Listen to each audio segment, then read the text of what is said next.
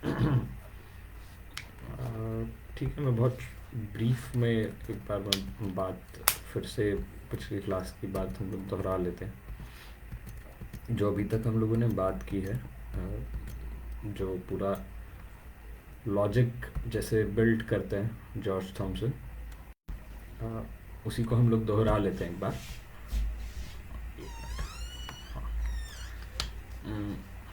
George Thompson बात शुरू करते हैं पहले अपने अप्रोच से। पहले तो यहीं से शुरू करते हैं कि जीवन क्या है, चेतना क्या है, मनुष्य का जीवन कैसे अपने आप में पदार्थ जगत का ही मनुष्य एक्सटेंशन है। Society is extension of nature. और ये जो एक डिवाइडिंग लाइन है जहाँ से मनुष्य मैन अलग कर होता है एनिमल वर्ल्ड से, वो उसकी प्रोडक्टिव एक्टिविटीज़ हैं जहाँ से वो अलग होता है। उसके प्रोडक्टिव एक्टिविटीज़ में उसने लेबर प्रोसेस में ही न सिर्फ इस दुनिया को बदला है, बल्कि उस प्रोसेस ने उसको खुद को बदला है। उस प्रोसेस में ही उसने अपने सेंसेस को जागृत किया है, अवेकन किया है अपनी सेंसेस को, सारी चीज़ों को प्राप्त किया है, अर्जित किया है। प्रिमिटिव सोसाइटी एक वक्त पर आकर जहाँ पर उसका जो प्रिमिटिव ट्राइबल स्ट्रक्चर था जहाँ पर ब्रेक करती है, डिस्ट्रीब्यूशन के जो पुराने तरीके थे वो काम करना बंद करते हैं। एक नई सोसाइटी पैदा होती है जहाँ पर एक जो सोसाइटी के भीतर एंटागोनिस्टिक सेक्शंस में, एंटागोनिस्टिक क्लासेस में सोसाइटी पहली बार बढ़ती है। स्लेवरी एग्जिस्टेंस में आती है, स्लेव सोसाइटी एग्जिस्टेंस में आती है। और यहाँ से जो आर्ट का ओरिजिन और सारी चीज़ें होती हैं वो एक नए रास्ते से आगे बढ़ना शुरू होती है सारी चीज़ें। और अपने आप में अब सोशल जो एग्जिस्टेंस है मैन का, जो न सिर्फ प्रकृति के साथ, जो प्रकृति में वो इंगेज करके लगातार अपनी सेंसेस को जागृत कर रहा था, बल्कि उसकी जो चेतना है वो खुद में उसके उत्पादन करने के दौरान वो सामाजिक रिश्तों में जिस तरह से बना रहा था, उससे चीज़ों को जान रहा था, समझ रहा था, उसमें एक नया एलिमेंट, ये जो एक दूसरे से टकराव, संघर्ष होने लगता है सामाजिक तौर पर, ये भी उसको बदलने लगता है, उसको इफ़ेक्ट करने लगता है सारी चीज़ों को। अब इसी बात को दोहराते हुए फिर से जॉर्ज थॉमसन वहीं से आते हैं, शुरुआत करते हैं मनुष्य कैसे एवोल्यूशन की जर्नी से, कि एवोल्यूशन में मनुष्य पहले कैसे प्राइमेट से अलग होता है और प्राइमेट से मैन बनता है। सिग्नलिंग सिस्टम में, साइकोलॉजी में जाते हैं, पावलोव के एक्सपेरिमेंट्स के जरिए बताते हैं कि मैन पहली बार सेकंड सिग्नलिंग सिस्टम में वो कैपेबल है साइंस, सिग्नल्स, सिंबल्स को आइडेंटिफाई करने में, जो और कोई जीव जगत में कोई और नहीं कर सकता है। इसी कारण से वो कैपेबल है कोऑपरेशन में। ये जो कैपेबिलिटी है उसकी, कोऑपरेशन की, कलेक्टिव लेबर की कैपेबिलिटी, यही चीज़ आगे लेबर जो मनुष्य को मनुष्य बना रहा है, यही आगे चलकर और हायर फॉर्म में स्पीच आने के बाद, एक दूसरे से कोऑर्डिनेट कर पाने के बाद और तेज़ी से आगे बढ़ती है। थॉट का डेवलपमेंट होता है मनुष्य के। ये कैसे स्पीच और थॉट का डेवलपमेंट किस तरह से हुआ, शुरुआत में उसका एक एनालिसिस जॉर्ज थॉमसन पेश करते हैं।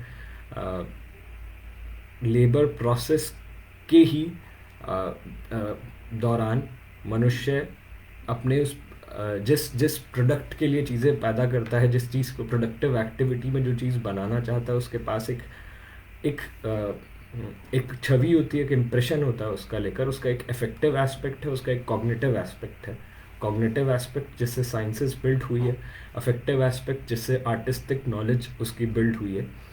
ये इस चीज़ को ही ओपन करते हैं, इसको समझाते हैं सेंटेंस स्ट्रक्चर में, ग्रामेटिकल सेंटेंस के स्ट्रक्चर में उसके कॉग्निटिव कैपेबिलिटीज़ का बिल्ड होना। दूसरी तरफ अफेक्टिव जो उसका ओवरऑल जो एबिलिटीज़ हैं उसकी वजह से उसका म्यूज़िकल सेंटेंस का बिल्ड होना। ग्रामेटिकल सेंटेंस और म्यूज़िकल सेंटेंस पे हम लोगों ने विस्तार से बात की थी। हम लोग फिर से आगे बात करेंगे जहाँ हम लोग सिम्फनी फॉर्म पर बातचीत करेंगे, बीथोवन, बाख पर बातचीत हम लोग करेंगे। उस समय हम लोग फिर से उसी का जिक्र एक बार करेंगे, वो एक एक चीज़ को कनेक्ट करते हुए जॉर्ज थॉमसन लॉजिक बिल्ड करते हैं। फिर जॉर्ज थॉमसन प्रिमिटिव नॉलेज के एग्जाम्पल्स पे आते हैं कि कैसे मनुष्य बनने की प्रक्रिया में उसके जो शुरुआती उसका जो ज्ञान था वो परसेप्चुअल नॉलेज पर आधारित था। वो बहुत ज़्यादा चीज़ों को जो देखता था वो फिनोमिनल लेवल पर चीज़ों को देखता था। हमने बात पहले की थी कि जो process of cognition of knowledge है, कॉग्निशन ऑफ नॉलेज की पूरी प्रोसेस में दो स्टेजेस होती हैं। पहली स्टेज परसेप्शनल नॉलेज की, दूसरी स्टेज कॉन्सेप्चुअल नॉलेज की। सोशल प्रैक्टिस में मनुष्य पहले अपने समाज, अपनी प्रकृति के साथ इंटरैक्ट करते हुए उसको अपनी 5 इंद्रियों से जो जानकारी मिलती है, जो जानकारियों का एक एक्सटर्नल इमेज उभरती है, वो उसकी परसेप्शनल नॉलेज को बनाती है, उसके इंद्रिय ग्राह्य ज्ञान को बनाती है। यही विकसित होकर एक प्रक्रिया में छलांग लगती है उसमें, और वो रेशनल नॉलेज में डेवलप हो जाती है। जैसे एक प्रोसेस में जैसे पानी उबलने लगता है 100 डिग्री पर पहुंचकर, उसमें एक लीप होता है, क्वालिटेटिव लीप लगता है। उसी तरीके से मनुष्य के ज्ञान में भी लीप लगता है। और जो मनुष्य का ज्ञान शुरुआती वक्त में, जब प्रिमिटिव मेन का जो ह्यूमन उसकी जो नॉलेज थी, वो नॉलेज भी शुरुआत पे परसेप्शनल लेवल की थी। इसको 3-4 एग्जाम्पल्स से बताते हैं, और वो कैसे परसेप्चुअल नॉलेज से रेशनल नॉलेज तक आगे बढ़ी। इस पे हम लोगों ने पहले बात की थी। जैसे चाइल्ड साइकोलॉजी के एग्जाम्पल से बताते हैं, वाइगॉत्स्की का उदाहरण देकर एसोसिएटिव कॉम्प्लेक्स का जिक्र करते हैं जॉर्ज थॉमसन। और ये एक मतलब सारे साइकोलॉजी में ख़ास तौर पर एक साइकियाट्रिस्ट भी, इवन जो लोग जाते हैं साइकियाट्रिस्ट भी बताते हैं, बचपन में जो चीज़ें होती हैं वो बहुत ज़्यादा अफेक्ट करती हैं चीज़ों में। बच्चे चीज़ों को शुरुआत में उसके एसेंस तक नहीं समझते हैं, उसके बाह्य रूप में उसको एसोसिएट करते हैं चीज़ों को। एसोसिएटिव कॉम्प्लेक्स में मतलब उनके अपीयरेंस से चीज़ें गोल हैं, किस रंग की हैं, किस तरह की हैं, उसके इमोशनल अटैचमेंट से, कई चीज़ों से उसका कैटेगराइजेशन बहुत ही ऊपरी स्तर पर, फॉर्म के स्तर पर, अपीयरेंस के स्तर पर हो सकता है। वो उन चीज़ों के एसेंस को नहीं जानते हैं, इस रूप में वो एसोसिएटिव होता है। और ऐसा ही एक चीज़ें पैरेलली प्रिमिटिव मेन के कंसेप्शन में दिखाई देती है। जब हमने ग्रामेटिकल कैटेगरीज़ की बात की थी, जिसमें जेंडर कैसे अकर करता है, हिंदी में करता है, फ्रेंच में अकर करता है, इस तरह से शब्दों के लिए किस तरह से प्रयोग होता है।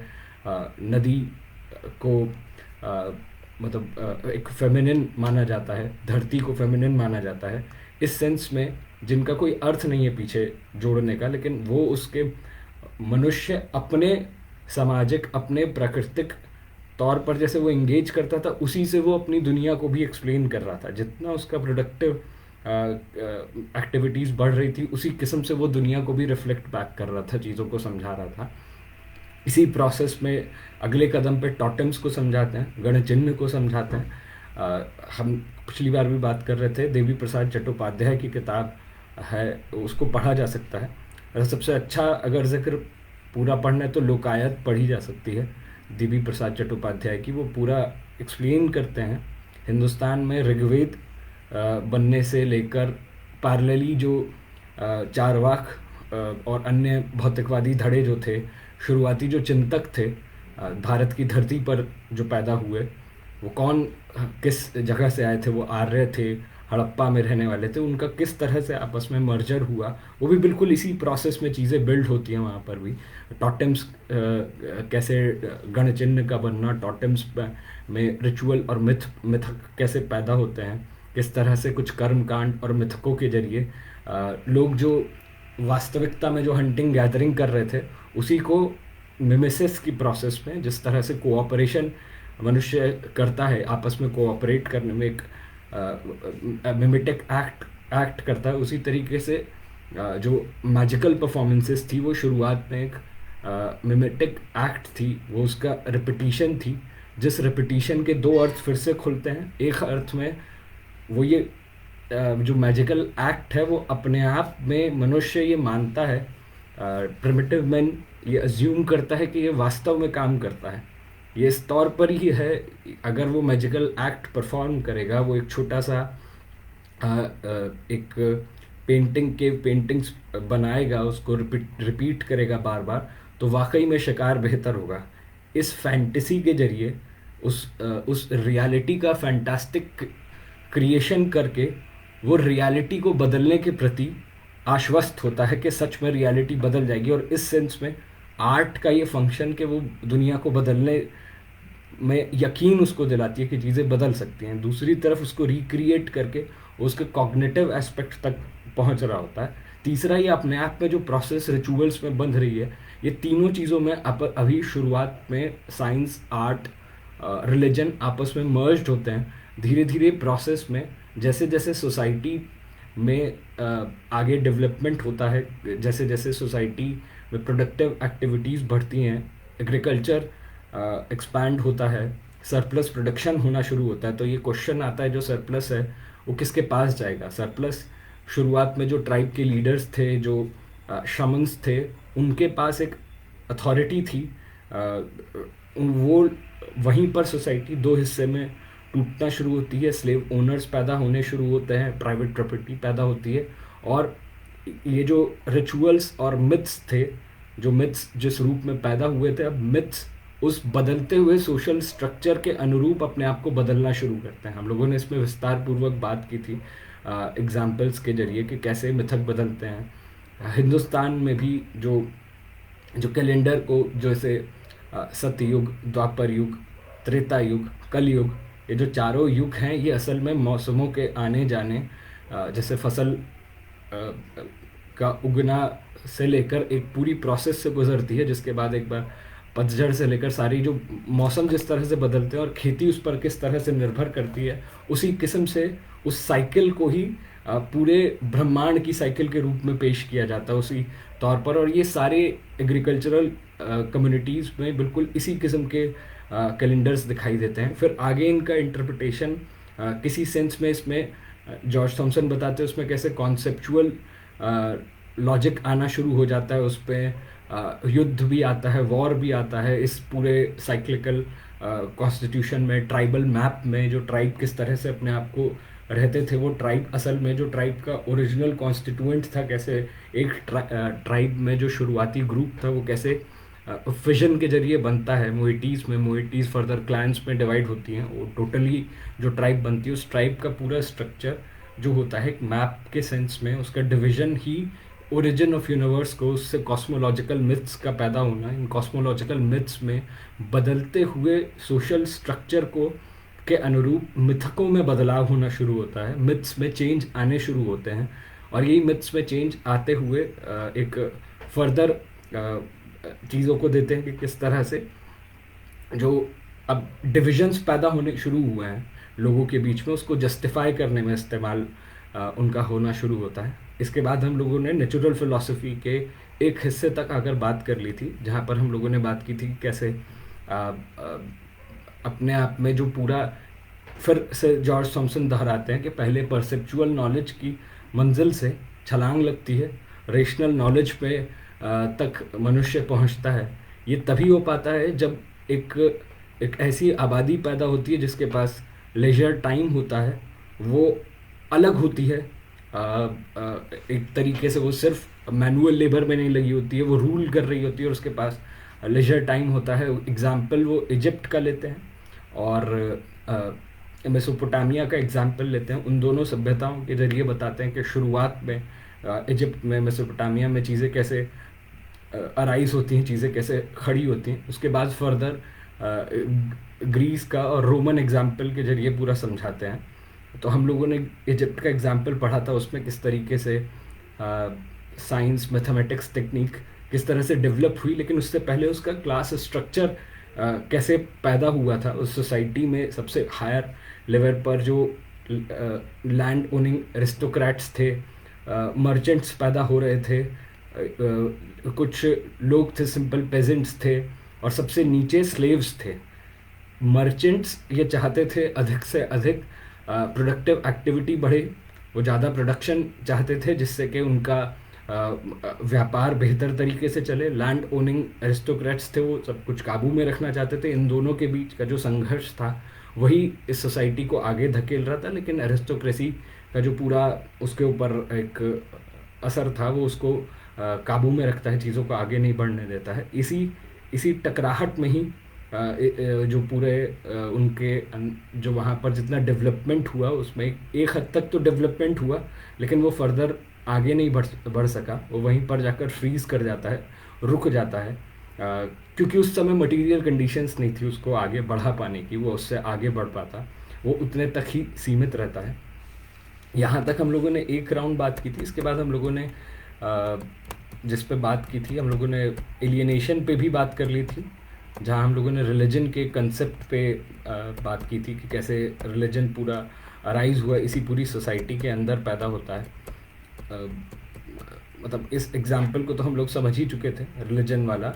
और मतलब इस पे जो शुरुआती दौर के इजिप्ट को समझाने के बाद एलियनेशन पे आते हैं कि ये अपने आप में कैसे बन गया था। इतना तो हम लोगों ने पहले समझ लिया, उसको पूरा कंप्लीट करते हैं। उसके आगे बढ़ने की संभावना इनमें नहीं थी। ग्रीक ही आगे उसको बढ़ाते हैं, इजिप्शियन सोसाइटीज़ को आगे बढ़ा ही नहीं सकती थी, किसी भी तौर पर इसको आगे लेके नहीं जा सकती थी, क्योंकि उनका इससे कोई सीधे ताल्लुकात नहीं था कि वो चीज़ों को आगे बढ़ाते, सारी चीज़ों को डेवलप करते फर्दर। उनके बीच में जो जितना भी क्लास सोसाइटी जिस तरह से डिवाइडेड थी, वो उसको आगे लेके जाने वाले लोग थे नहीं। वहीं पर आकर चीज़ें फ्रीज होती हैं, रुकती हैं। जो लैंड ओनर्स थे, पेजेंट्स थे, आर्टिसंस थे, स्लेव पॉपुलेशन थी, उसको आगे नहीं बढ़ाना था।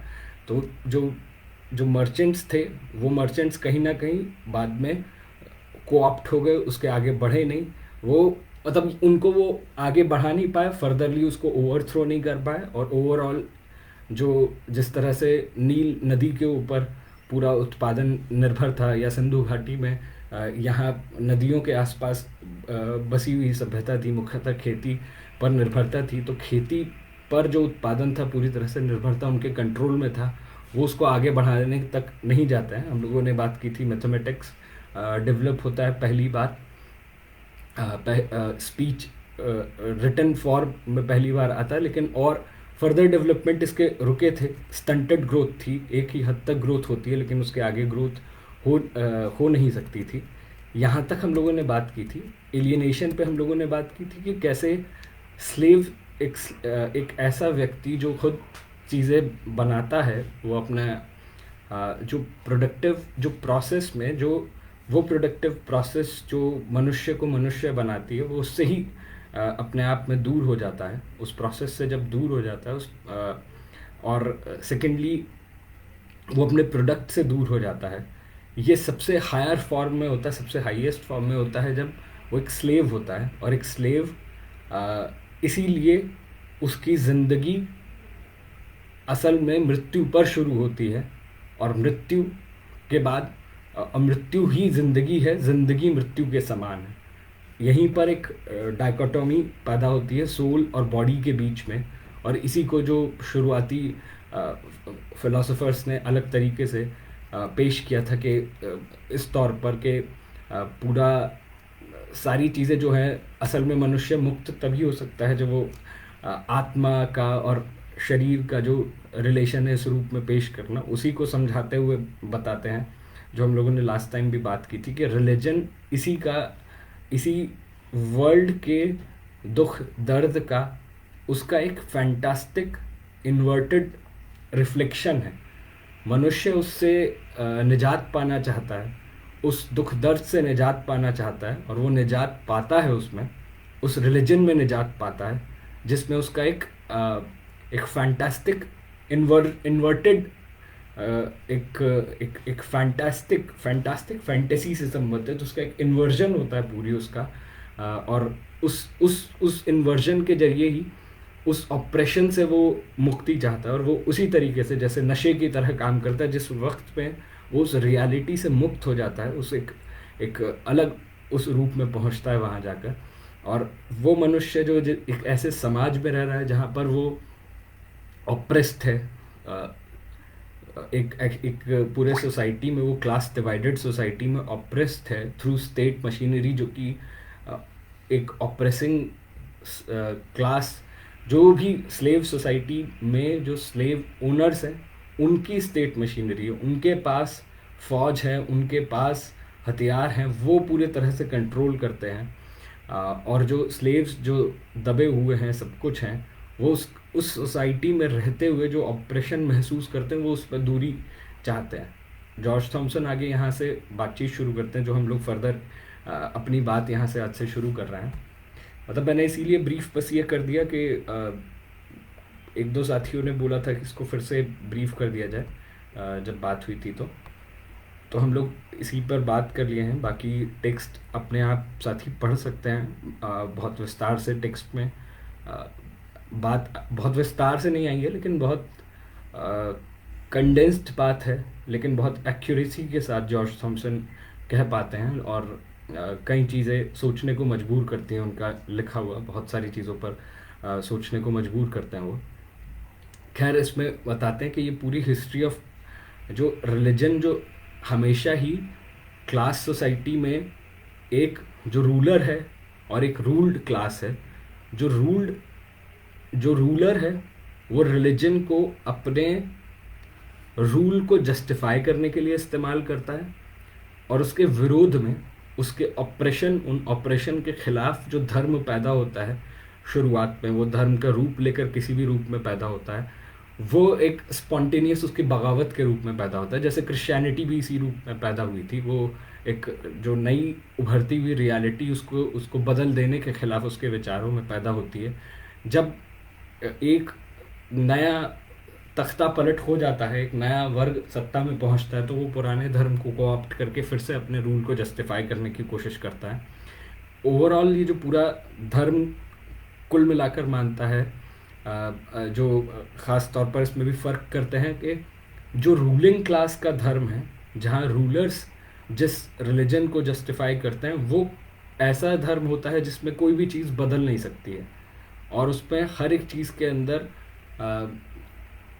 जो मेटाफिज़िकल सेंस में यानी कि कोई भी जो चेंज होगा वो थ्रू एक्सटर्नल बॉडी के जरिए होगा। कोई चीज़ बदल तब तक नहीं सकती है जब तक थ्रू एक गॉडली इंटरवेंशन ना हो, जब तक प्राइम मूवर का इंटरवेंशन ना हो, तब तक चीज़ें बदलती नहीं हैं, वो फ्रोज़न रहती हैं, वो वैसी की वैसी ही रहती हैं, एक दूसरे को बिना प्रभावित किए हुए, बिना एक दूसरे को बदले हुए।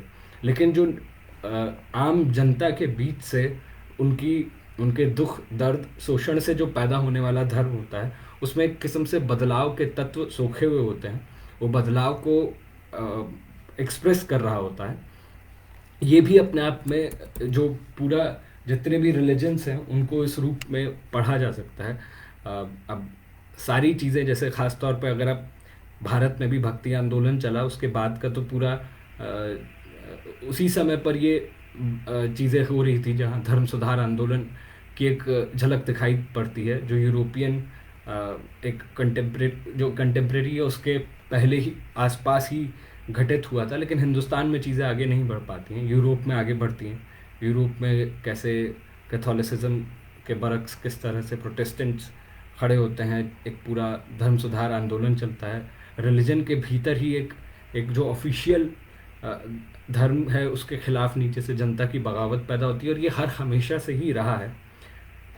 ये अंत फाइनली जाकर फ्रेंच रिवॉल्यूशन में, जहाँ पर पहली बार एक ऐसा सोसाइटी के बदलने के बारे में लोग बिना किसी धर्म में, बिना किसी इन्वर्टेड बात के सीधे पॉलिटिकल डिमांड्स को पहली बार फ्रेंच रिवॉल्यूशन में 1789 का जो रिवॉल्यूशन होता है उसमें रखते हैं। उससे पहले तक सारे रिवॉल्यूशंस में, सारे सामाजिक परिवर्तनों में हमेशा ही इस फैंटास्टिक रिफ्लेक्शन के जरिए, इस रियलिटी के फैंटास्टिक रिफ्लेक्शन के जरिए ही अपने दुख दर्द को, अपनी बगावत को अभिव्यक्त किया जाता था। जो कहें false consciousness of the world, जो वर्ल्ड का एक फॉल्स कॉन्शियसनेस है, उसका एक इन्वर्जन है जो उससे पैदा हुआ है, उसको समझने का कोशिश वो फैंटेसी में करता है, इससे वो पैदा हुआ। लेकिन अगर इसको भी पीछे मुड़कर देखें, ये तो एक हिस्ट्री के सेंस में इन जनरल बात कही जॉर्ज थॉमसन ने, और वो किस वजह से पैदा होता है? इसी वजह से पैदा होता है क्योंकि लोग एलियनेटेड हैं, लोग अपने सारे जो कुछ भी वो पैदा कर रहे हैं उनमें एक भयंकर अलगाव है। जो पैदा वो करते हैं, जो वो उनके उत्पादन की प्रक्रिया है, वो उससे टूट चुके हैं, उससे अलग हट चुके हैं, वो सारी चीज़ें उनसे छीन ली गई हैं।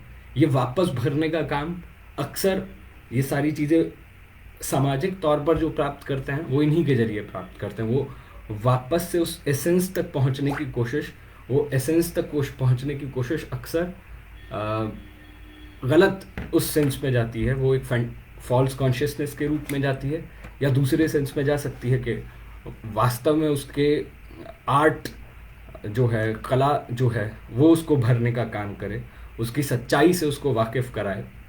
और अक्सर जनता के जीवन के संघर्षों में ही लोगों के बीच की दूरियां भी ख़त्म हो जाती हैं। उनकी बीच के जो जितने भी ये पर्दे हैं जो मनुष्य और मनुष्य के बीच के संबंधों पर डले हुए हैं, वो एक तरीके से उस वक्त में गायब हो जाते हैं।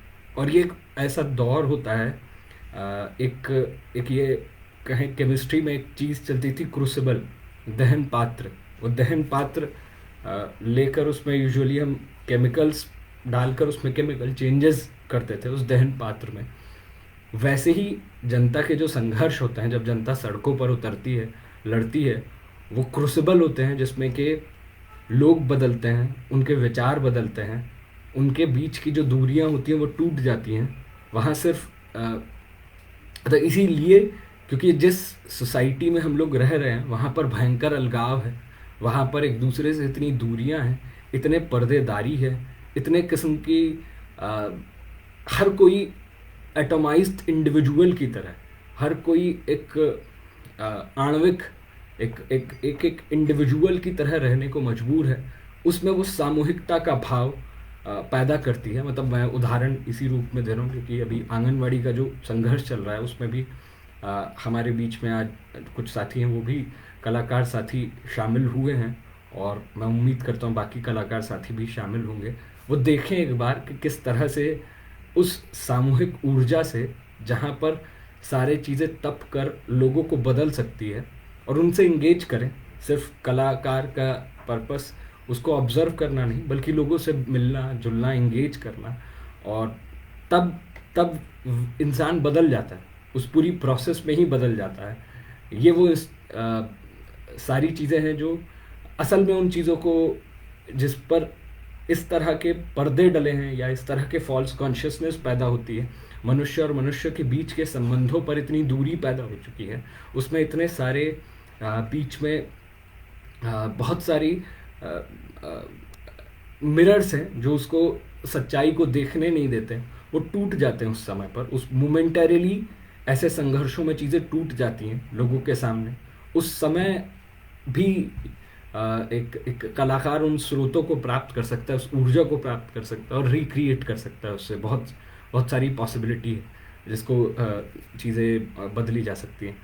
खैर, फिर से हम उस पर जाएं तो पहली बार कैसे कॉन्सेप्चुअल नॉलेज पैदा होती है, और कॉन्सेप्चुअल नॉलेज के रूप में अब बताते हैं कि कॉन्सेप्चुअल नॉलेज का तो पहले तो बताया इस सेंस में कि कैसे पहली बार टेक्निकल डेवलपमेंट्स हुए थे, जिसमें हमने बात की थी कि कैसे व्हील आता है, सेल डेवलप हो चुकी होती है, इस समय तक मैथमेटिक्स डेवलप हो चुकी होती है, रिटन स्पीच डेवलप हो चुकी होती है।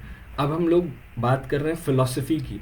नेचुरल फ़िलॉसफी पहली बार डेवलप होती है, और ये कोई डिस्कोर्स, ऐसा डिस्कोर्स नहीं है, ये बहुत इम्पॉर्टेंट डिस्कोर्स है, क्योंकि ख़ास तौर पर आर्ट के जो स्टूडेंट्स हैं वो इन सवालों से अभी भी जूझते हैं। इन फ़िलॉसफर्स को पढ़ाया जाता है, कला साहित्य को समझाते हुए इनको पढ़ाया जाता है, ख़ास तौर पर जिस पर अभी जॉर्ज थॉमसन जिक्र करेंगे। लेकिन जॉर्ज थॉमसन उसको जिस तरह से यहाँ पे पेश कर रहे हैं, इस पूरे इस जिस अंदाज में वो पेश कर रहे हैं, जिस एक एक चीज़ को जोड़ते हुए उसके कॉज इफ़ेक्ट के साथ वो पूरी बात को पेश कर रहे हैं, उसमें वो चीज़ें बहुत खुल जाती हैं, स्पष्ट होने लगती हैं कि उनका ये मानना क्यों था। जैसे जब प्लेटो ये कहता है कि कलाकार थर्ड ग्रेड का क्रिएटर होता है, वो वास्तविकता, मतलब उसको प्लेटो बहुत निचले स्तर का मानता है कलाकार को या कला को, या ग्रीक आर्ट किस रूप में डेवलप होती है वहाँ पर, क्यों इस रूप में डेवलप हुई, उसको समझने के लिए हम लोगों को वो पहली बार कैसे, उस समय की नेचुरल फिलॉसफी कैसे डेवलप हुई थी, इसको हम लोगों को समझना होगा।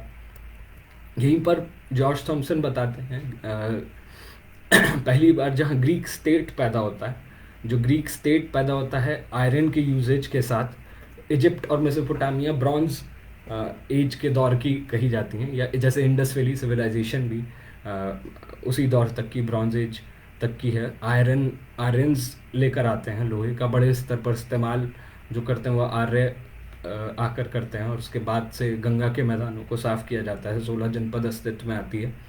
वहाँ इंडिया में भी पैरेलली, भारत में भी पैरेलली इसी तरीके से राज्य सत्ता उठ खड़ी होती है 16 जनपद के रूप में, जैसे वहाँ पर ग्रीक स्टेट खड़ा होता है। इसके हिंदुस्तान का हम लोग अलग से आगे पढ़ने का रख सकते हैं, कुछ टेक्स्ट निकाल के पढ़ने का रख सकते हैं, जिससे कि हम खुद अपनी ज़मीन को भी समझ सकें। यहाँ से हम लोग बस एक क्या कहें, वर्ल्ड व्यू, एक अप्रोच और मेथड, हम वर्ल्ड व्यू, अप्रोच, मेथड सीख रहे हैं। जॉर्ज थॉमसन के बहुत सारे उदाहरण हैं, उन उदाहरणों को हम लोग ले रहे हैं। इसका ये कतई मतलब नहीं है कि हम लोग इस सेंस में कि वेस्ट में ही सारी चीज़ें पैदा हुई थी। पैरेलल ये इस सेंस में यूनिवर्सल होता है, साइंस आर्ट्स यूनिवर्सल हैं, चीज़ें पैदा हुई हर जगह जैसे भी पैदा हुई, हर चीज़ को हम लोग एब्जॉर्ब कर सकते हैं, समझ सकते हैं, सीख सकते हैं। ग्रीक स्टेट के फॉर्मेशन के टाइम एक बड़े स्तर पर लोहे की इस्तेमाल से प्रोडक्शन तेज़ी से बढ़ता है, और ख़ास तौर पर कमोडिटी प्रोडक्शन तेज़ी से बढ़ता है, और इस वजह से बहुत तेज़ी से ये ग्रीक स्टेट फैलता है, पुराने ट्राइब्स को एक एक करके कब्ज़ा करते हुए। और इस प्रोसेस में पहली बार जो स्लेवरी एक बार पैदा होती है वो बहुत तेज़ी से आगे एक्सपैंड होती है, जो नई ट्राइब्स को ग्रीक स्टेट एब्जॉर्ब करता है एक तरीके से, उसके जद में जो भी आता है, उसके अंदर जो भी आता है, उस सब उनको स्लेव बना लिया जाता है। जो डेब्ट और क्रेडिट, जो भी डेब्टर्स थे उनको स्लेव्स बना लिया जाता है। इस प्रोसेस में मनुष्य खुद में एक कमोडिटी बन जाता है, मनुष्य वैसा ही एक कमोडिटी बन चुका था, जैसे गाय बैल बकरी बेची जाती है, वैसे मनुष्य भी बाज़ार में बिकने लगा था। और फिर से ये जो बड़े स्तर पर जो डेवलपमेंट था, ये मर्चेंट्स की वजह से पैदा होता है। मर्चेंट्स जो व्यापार में लगे हुए थे, व्यापार में लगे हुए मर्चेंट्स, जो आर्टिसंस पैदा होते हैं, आर्टिसंस जो छोटे किस्म की वर्कशॉप्स में चीज़ें पैदा कर रहे थे, और दूसरी तरफ किसान थे, उनकी मदद से लैंडेड एरिस्टोक्रेसी का तख्ता पलट करते हैं, और ग्रीक डेमोक्रेसी पहली बार इस्टेब्लिश होती है। ये ग्रीक डेमोक्रेसी स्लेव्स की डेमोक्रेसी नहीं थी, स्लेव्स को कोई राइट नहीं था। इस ग्रीक डेमोक्रेसी में बाकी सब लोगों को रूल था, वोट थे, संसद का पहली बार अस्तित्व था, बहसें होती थी संसदीय रूप में जाकर, लेकिन स्लेव्स के पास कोई वोटिंग राइट नहीं था, स्लेव्स ही थे। ये उसके ऊपर खड़ी होती है, ये सारी चीज़ें वहाँ पर खड़ी होती है। लेकिन इस पूरी परिस्थिति में अगर आप देखें, एक बार मर्चेंट्स के बीच में और लैंड ओनर्स के बीच में जो स्ट्रगल चल रहा था, इसमें मर्चेंट्स एक बार लैंड ओनर्स जो थे उसके ऊपर भारी पड़ते हैं, लेकिन एक प्रक्रिया में आके लैंड ओनर्स और मर्चेंट्स फ्यूज़ कर जाते हैं, और उसके बाद फिर से जो फॉर्म था, जो उसको बढ़ाने वाला एक इम्पेटस दे रहा था, प्रोडक्शन को तेज़ी से आगे बढ़ा रहा था, उसकी जगह अब फिर से उसका इम्पेटस थम जाता है। प्रोडक्शन के जो रिलेशंस हैं वो एक तरीके से ज़्यादा कंसोलिडेट हो जाते हैं, ऐसी एक शेल डेवलप हो जाती है जिसमें प्रोडक्शन और आगे बढ़ नहीं सकता है, और फिर से चीज़ें थमने लगती हैं। फिर से एक बार चीज़ों को अंदर एक जितना डेवलपमेंट शुरुआत में तेज़ी से हुआ, फिर जाकर थमने लगता है। इसी चीज़ की अभिव्यक्ति, इसी एक्सप्रेशन की, अगर हम इसको हिस्टोरिकली, इसी सोशल जो चेंज हो रहे थे सोसाइटी में, इसका पैरेलल देखें तो ग्रीक फ़िलॉसफी में, और फिर ग्रीक फ़िलॉसफी में जो इंटरप्रिटेशंस होते हैं, जितनी भी बात होती है, उसी के ज़रिए जितने भी आप होमर को, आप स्किलस को, आप अरिस्टोफेनस को, इन सब को समझ सकते हैं, उस दौर के विचारकों को समझ सकते हैं। अरिस्टोफेनस की जो फादर ऑफ कॉमेडी जिनको कहा जाता है, या स्किलस के होमर की जो त्रास्तियाँ हैं, उन त्रास्तियों में भी जो डेमोक्रेटिक जो मर्चेंट्स और लैंड ओनर्स के बीच का संघर्ष था वही झलकता है। उससे आगे चीज़ें नहीं आती हैं जिस जिस रूप में होती है वो। उस पर हम बाद में बात कर सकते हैं कभी।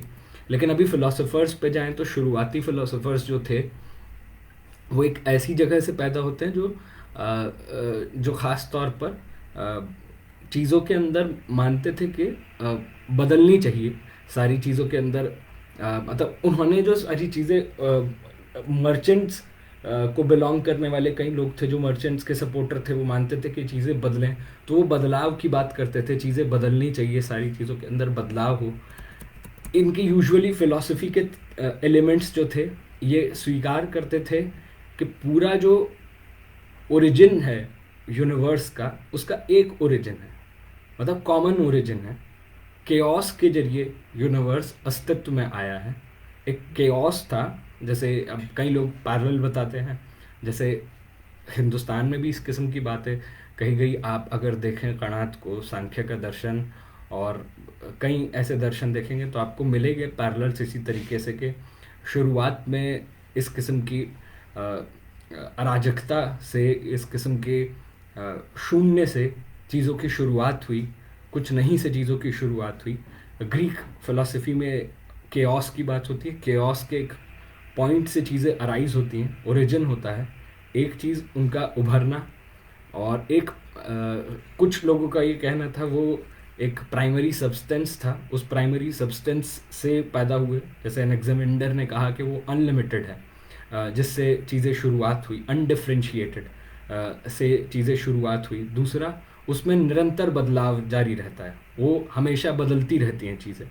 प्राइमरी सब्सटेंस है, उसमें रोटेटरी मूवमेंट है, एक दूसरे को बदलते हैं, और उससे ये पूरा सोलर सिस्टम थे जो रिफ्लेक्ट कर रहे थे और अपने सोशियोलॉजिकल जो सोशल स्ट्रक्चर के स्ट्रगल्स चल रहे थे, नेचुरली जो चीज़ों को देख रहे थे, वही रिफ्लेक्शन उनकी फिलॉसफी में होता है, उसी को वो अभिव्यक्त करते हैं। और तीसरा जो था कि हर एक चीज़ अपने चीज़ें कॉन्फ्लिक्ट में रहती हैं, लगातार एक दूसरे में से कॉन्फ्लिक्ट में रहती हैं, चीज़ें बदलती रहती हैं।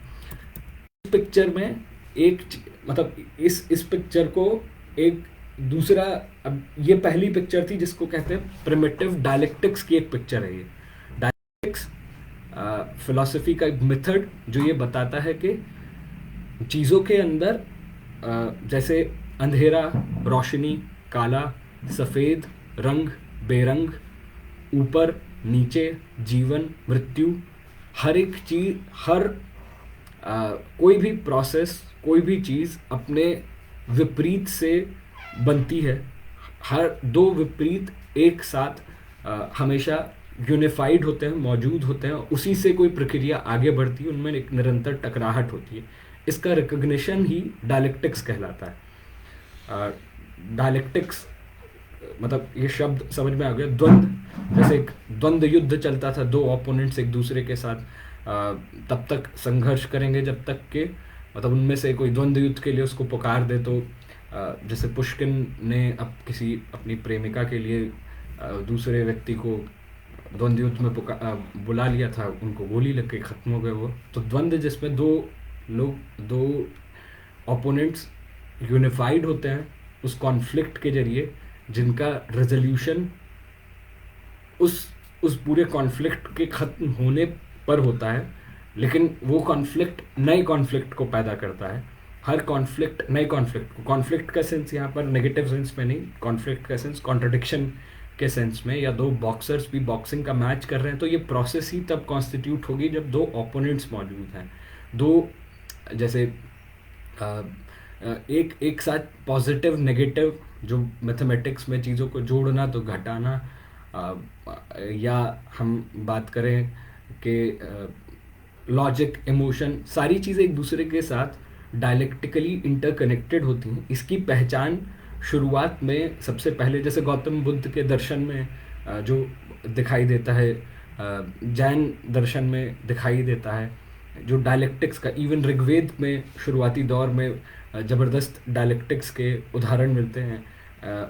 और यहाँ पर अगर हम वापस इस पे ग्रीक उसमें लौटे तो ये डायलेक्टिक्स के एग्जाम्पल इसमें दिखाई दे रहे थे। तो इन्होंने लेकिन शुरुआत में इस तौर पर बताया कि यूनिवर्स ऐसे अराइज किया, यूनिवर्स इस तौर पे अराइज किया। अब अगर अभी इसको आप पीछे से एक बार फिर से कंपेयर करिए, जो कॉस्मोलॉजिकल मिथ्स हैं और उससे पहले के मिथ्स हैं, ये कितना हायर फॉर्म में डेवलप हो चुका है।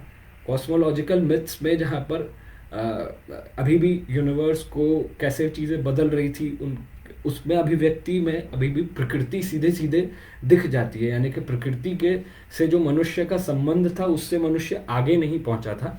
लेकिन अब इस फॉर्म में जहाँ पर पहली बार ग्रीक फिलोसोफर्स रख रहे थे, या ऋग्वेद के काल में जो दिखाई देता है, उसमें उस नेचर के साथ इंटरेक्शन को बहुत ज़्यादा एब्स्ट्रैक्शन में हम लोग पहुंच चुके हैं, इतने एब्स्ट्रैक्शन में पहुंच चुके हैं कि जो जिस चीज़ से वो निकला था, जिन कॉन्क्रीट फॉर्म से निकला था, उससे दूर कटता हुआ वो प्रतीत होता है, उससे सीधे नहीं दिखाई देता। अब सीधे प्रोसेस के बारे में इन जनरल हम लोग बात कर रहे हैं। यहीं पर वो बताते हैं कि अब इसको और समझने के लिए दो स्कूल्स का जिक्र करते हैं। एक स्कूल पाइथागोरस का स्कूल, एक स्कूल हेराक्लिटस का स्कूल। पाइथागोरस कौन था? पाइथागोरस खुद मर्चेंट फैमिली से निकला था, और एक बार ऐसे एक मर्चेंट से निकला था जो कि शुरुआत में उभर कर ये मानता था कि चीज़ें मतलब एक ऐसे पॉलिटिकल पार्टी को रिप्रेजेंट करता था जो कि मर्चेंट्स थे, जो कि बदलाव में यकीन करता था। अब पाइथागोरस ने क्या कहा कि जो प्राइमरी सब्सटेंस है, पहली चीज़ एक प्राइमरी सब्सटेंस है। प्राइमरी सब्सटेंस जो शुरुआत में ग्रीक फिलोसोफर्स मानते थे, प्राइमरी सब्सटेंस है जो अराइज, जिसकी वजह से चीज़ें पैदा हुई हैं, वो लगातार आगे डेवलप होता है, उसमें एक परपेचुअल मोशन है। और थर्डली वो लगातार एक कॉन्फ्लिक्ट में है। पाइथागोरस ने कहा कि जो पहली चीज़ प्राइमरी सब्सटेंस है वो नंबर होता है, और ये सब एक दूसरे के ऑपोजिट सेंस में मौजूद हैं। Odd, even, limited, unlimited, good, bad, light, dark, हर एक चीज़ जो है, सारी चीज़ें एक ऑपोजिट में मौजूद है। लेकिन ये सब कुछ नंबर्स का, ये नंबर्स ही हैं एक दूसरे के साथ। जो नंबर्स हैं असल में वो नंबर्स ही अपने आप को एक्सप्रेस करते हैं। जो मटीरियली आप चीज़ें देख रहे हैं वो नंबर्स हैं जो अपने आप को अभिव्यक्त करते हैं। लेकिन सारी चीज़ें एक तरीके से बैलेंस्ड रहती हैं। कॉन्फ्लिक्ट्स अपने आप को बैलेंस आउट करते हैं, वो कभी भी फर्दर आगे डेवलप नहीं होते हैं। और इस प्रोसेस को पाइथागोरस ने मैथमेटिक्स पे, म्यूज़िक पे, सब चीज़ पे लागू किया। असल में ये इस चीज़ को दिखा रहा था कि जो एरिस्टोक्रेसी के और मर्चेंट, उभरते हुए मर्चेंट क्लास के बीच में जो संघर्ष हुआ था वो डेमोक्रेसी में जाकर रिजॉल्व हुआ था। डेमोक्रेसी में रिजॉल्व हुआ था, तो डेमोक्रेसी एक तरीके से इसके बीच में, इन दोनों के बीच की टकराहट का रेजोल्यूशन देती है और उसको मानती है कि अब चीज़ें आकर एक बैलेंस आउट हो जाती है। तो पाइथागोरस की थ्योरी भी, पाइथागोरस की फिलॉसफी भी इस बैलेंस पर टिकी हुई थी कि चीज़ें बैलेंस होती हैं, कॉन्फ्लिक्ट होती हैं लेकिन बैलेंस रहती है। दूसरी चीज़ ये मानते थे कि एक वास्तव में ये स्केच नहीं है, ये एक स्केच का आइडिया है। स्केच असल में एक नंबर है। प्राइमरी सब्सटेंस, इसके भीतर एक प्लास्टिक नहीं है, या ये जो मैं पेन देखूं या एक कॉपी देखूं, ये वास्तव में नंबर्स हैं, जो एक मेंटल कैटेगरी, जिसको हम चीज़ों को देखते हैं और उसको समझते हैं, उसकी जगह उन्होंने कहा कि नहीं, वास्तव में मेंटल कैटेगरीज होती हैं जो कि हमें अपीयर करती हैं इस तौर पर। कोई चीज़ें जो आप देख रहे हैं असल में, मकान, ये टेबल, ये पेड़ पौधे, ये सब असल में वो मेंटल कैटेगरीज का रिफ्लेक्शन। इसका मतलब क्या है? इसका मतलब यह है कि ये आइडिया है जो हमें सामने दिखाई देता है इस तौर पे। ये आइडिया मनुष्य का जो ओवरऑल जो आइडिया है वो इस रूप में जो मेंटल कैटेगरीज हैं असल में। और पेड़ अपने आप में कुछ नहीं होता है। पेड़ जो आप देख रहे होते हैं वो उस वो आइडिया ही है जो आपको ऐसे अपीयर करता है, इस रूप में दिखाई देता है। यानी कि इस पूरे उसमें इस चीज़ के अंदर यहाँ पर एक अब इसमें देखिए कि फिलॉसफी के ट्रेंड में ये आइडियलिज्म कहलाता है। आइडिया प्राइमरी है। आइडिया प्राइमरी है, यानी कि मटेरियल रियलिटी, पेड़ जो मैं देख रहा हूँ उसको मैं पेड़ के आइडिया, जो मेरे दिमाग में उसका एक पिक्चर उभरती है, मैं देखता हूँ पेड़ या मैं एक पेन देखता हूँ और मेरे दिमाग में इसकी जो पिक्चर उभरी पेन की, पाइथागोरस इससे आइडेंटिफाई करते हैं कि जो पिक्चर है उभरी है ये प्राइमरी होती है, ये पेन अपने आप में प्राइमरी नहीं है। ये जो असल में चीज़ें आइडियाज़ का कॉग्लोमरेशन है, एडिशन है इस पूरे वर्ल्ड में। ये रियलिटी अपने आप में इस रूप में जो आपको दिखाई देती है, ये मटेरियल रियलिटी नहीं है, ये सारी मेंटल कैटेगरीज इस रूप में दिखाई देती हैं, इस रूप में अभिव्यक्त होती हैं। प्राइमरी अपने आप में आइडिया होता है। दूसरी तरफ जो दूसरा धड़ा था वो मानता था कि नहीं, मैटर प्राइमरी होता है, चीज़ें जो हैं वो जो अपने आप में मौजूद है वो मटेरियल है। इसके तरफ आगे बढ़कर जो बात कहते हैं, इससे आगे जो बात कहते हैं वो बात करते हैं हेराक्लिटस। हेराक्लिटस कहते हैं कि 4 एलिमेंट्स हैं। इस तरह की बात आपको शुरुआत में भी दिखाई दे जाती है, हिंदुस्तान में भी दिखाई जाती है। 4 एलिमेंट्स हैं जो जिसने कॉन्स्टिट्यूट किया है, जिसमें जैसे कहा जाता है अग्नि, धरती, वायु, और ये सब सारे एक दूसरे के अंदर मर्ज होते हैं, कॉन्फ्लिक्ट करते हैं चीज़ों के अंदर, और लगातार चीज़ें कॉन्फ्लिक्ट में रहती हैं, कभी भी कॉन्फ्लिक्ट ख़त्म नहीं होता है। हेराक्लिटस ने ही कहा था कि आप एक नदी में कभी 2 बार नहीं उतर सकते, क्योंकि हर एक चीज़ बदलती है। Change is the only constant. Heraclitus जो बात करते हैं वो किसी भी चीज़ के अंदर वो कहते हैं कोई चीज़ रिजॉल्व नहीं हो सकती है, हर रेजोल्यूशन नए कॉन्फ्लिक्ट को पैदा करता है। ये किस वजह से कहते हैं? हेराक्लिटस डेमोक्रेसी के खिलाफ होता है। वो ये बोलते हैं कि पूरी क्लास सोसाइटी जो है वो स्लेव ओनर्स और स्लेव्स के बीच के कॉन्फ्लिक्ट पे टिकी हुई है, और स्लेव्स और स्लेव ओनर्स के बीच में कभी भी चीज़ें बराबर पे पहुंच ही नहीं सकती हैं। वो कभी भी ये रिजॉल्व नहीं होगा कॉन्ट्रडिक्शन, ये नए नए रूपों में पैदा होता रहेगा। सारी चीज़ों में हमेशा एक टेंशन मौजूद रहेगी, चीज़ें बदलती रहेंगी। लेकिन इस सारी चीज़ों के अंदर ये एक दूसरे के अंदर जो चीज़ें बदलती हैं, वो ये मानते थे कि आग जो है, अग्नि जो है, वो चीज़ों को बदल देती है। उस सब के अंदर, हर एक चीज़ के अंदर एक लिविंग फायर मौजूद है जो उसको बदल देती है, नई चीज़ों में बदलती रहती है, लगातार बदलती रहती है। और जो भी रूप हैं जो शुरुआती 4 कॉन्स्टिट्यूएंट से उससे बने थे, और उसके कारण जो उसके अंदर जो लिविंग फायर है वो उसको लगातार बदलती रहती है। ये हेराक्लिटस ने पहली बार कहा। हेराक्लिटस और पाइथागोरस 2 छोर पर खड़े हुए फिलोसोफर्स हैं। आगे जो फर्दर निकलता है, ये हेराक्लिटस मानते थे कि मैटर जो है वो प्राइमरी है, लेकिन अभी भी उनके मैटर में बहुत सारी चीज़ें जो बदल रही है, जैसे फायर, एवर लिविंग फायर है जो शुरुआती 4 एलिमेंट्स को कॉन्स्टिट्यूट करने वाला था, ये अभी भी एक एब्स्ट्रैक्ट कैटेगरी थी। इसमें एक अभी भी ये चीज़ों को समझाती नहीं थी कि बदल कैसे रही हैं। वो मानते थे कि चीज़ें बदल रही हैं, उनका जो अजम्पशंस थे उसके आधार पर वो कह रहे थे। इसी के खिलाफ फिर एक और धड़ा पैदा होता है पैरामेंडिस का। वो कहते हैं कि असल में कोई चीज़ बदलती नहीं है, एक इटर्नल बीइंग मौजूद है। ये जो आपको दिखाई देती हैं चीज़ें बदलती हुई, ये असल में सब इल्यूजन है, ये इल्यूजन ऑफ सेंसेस है।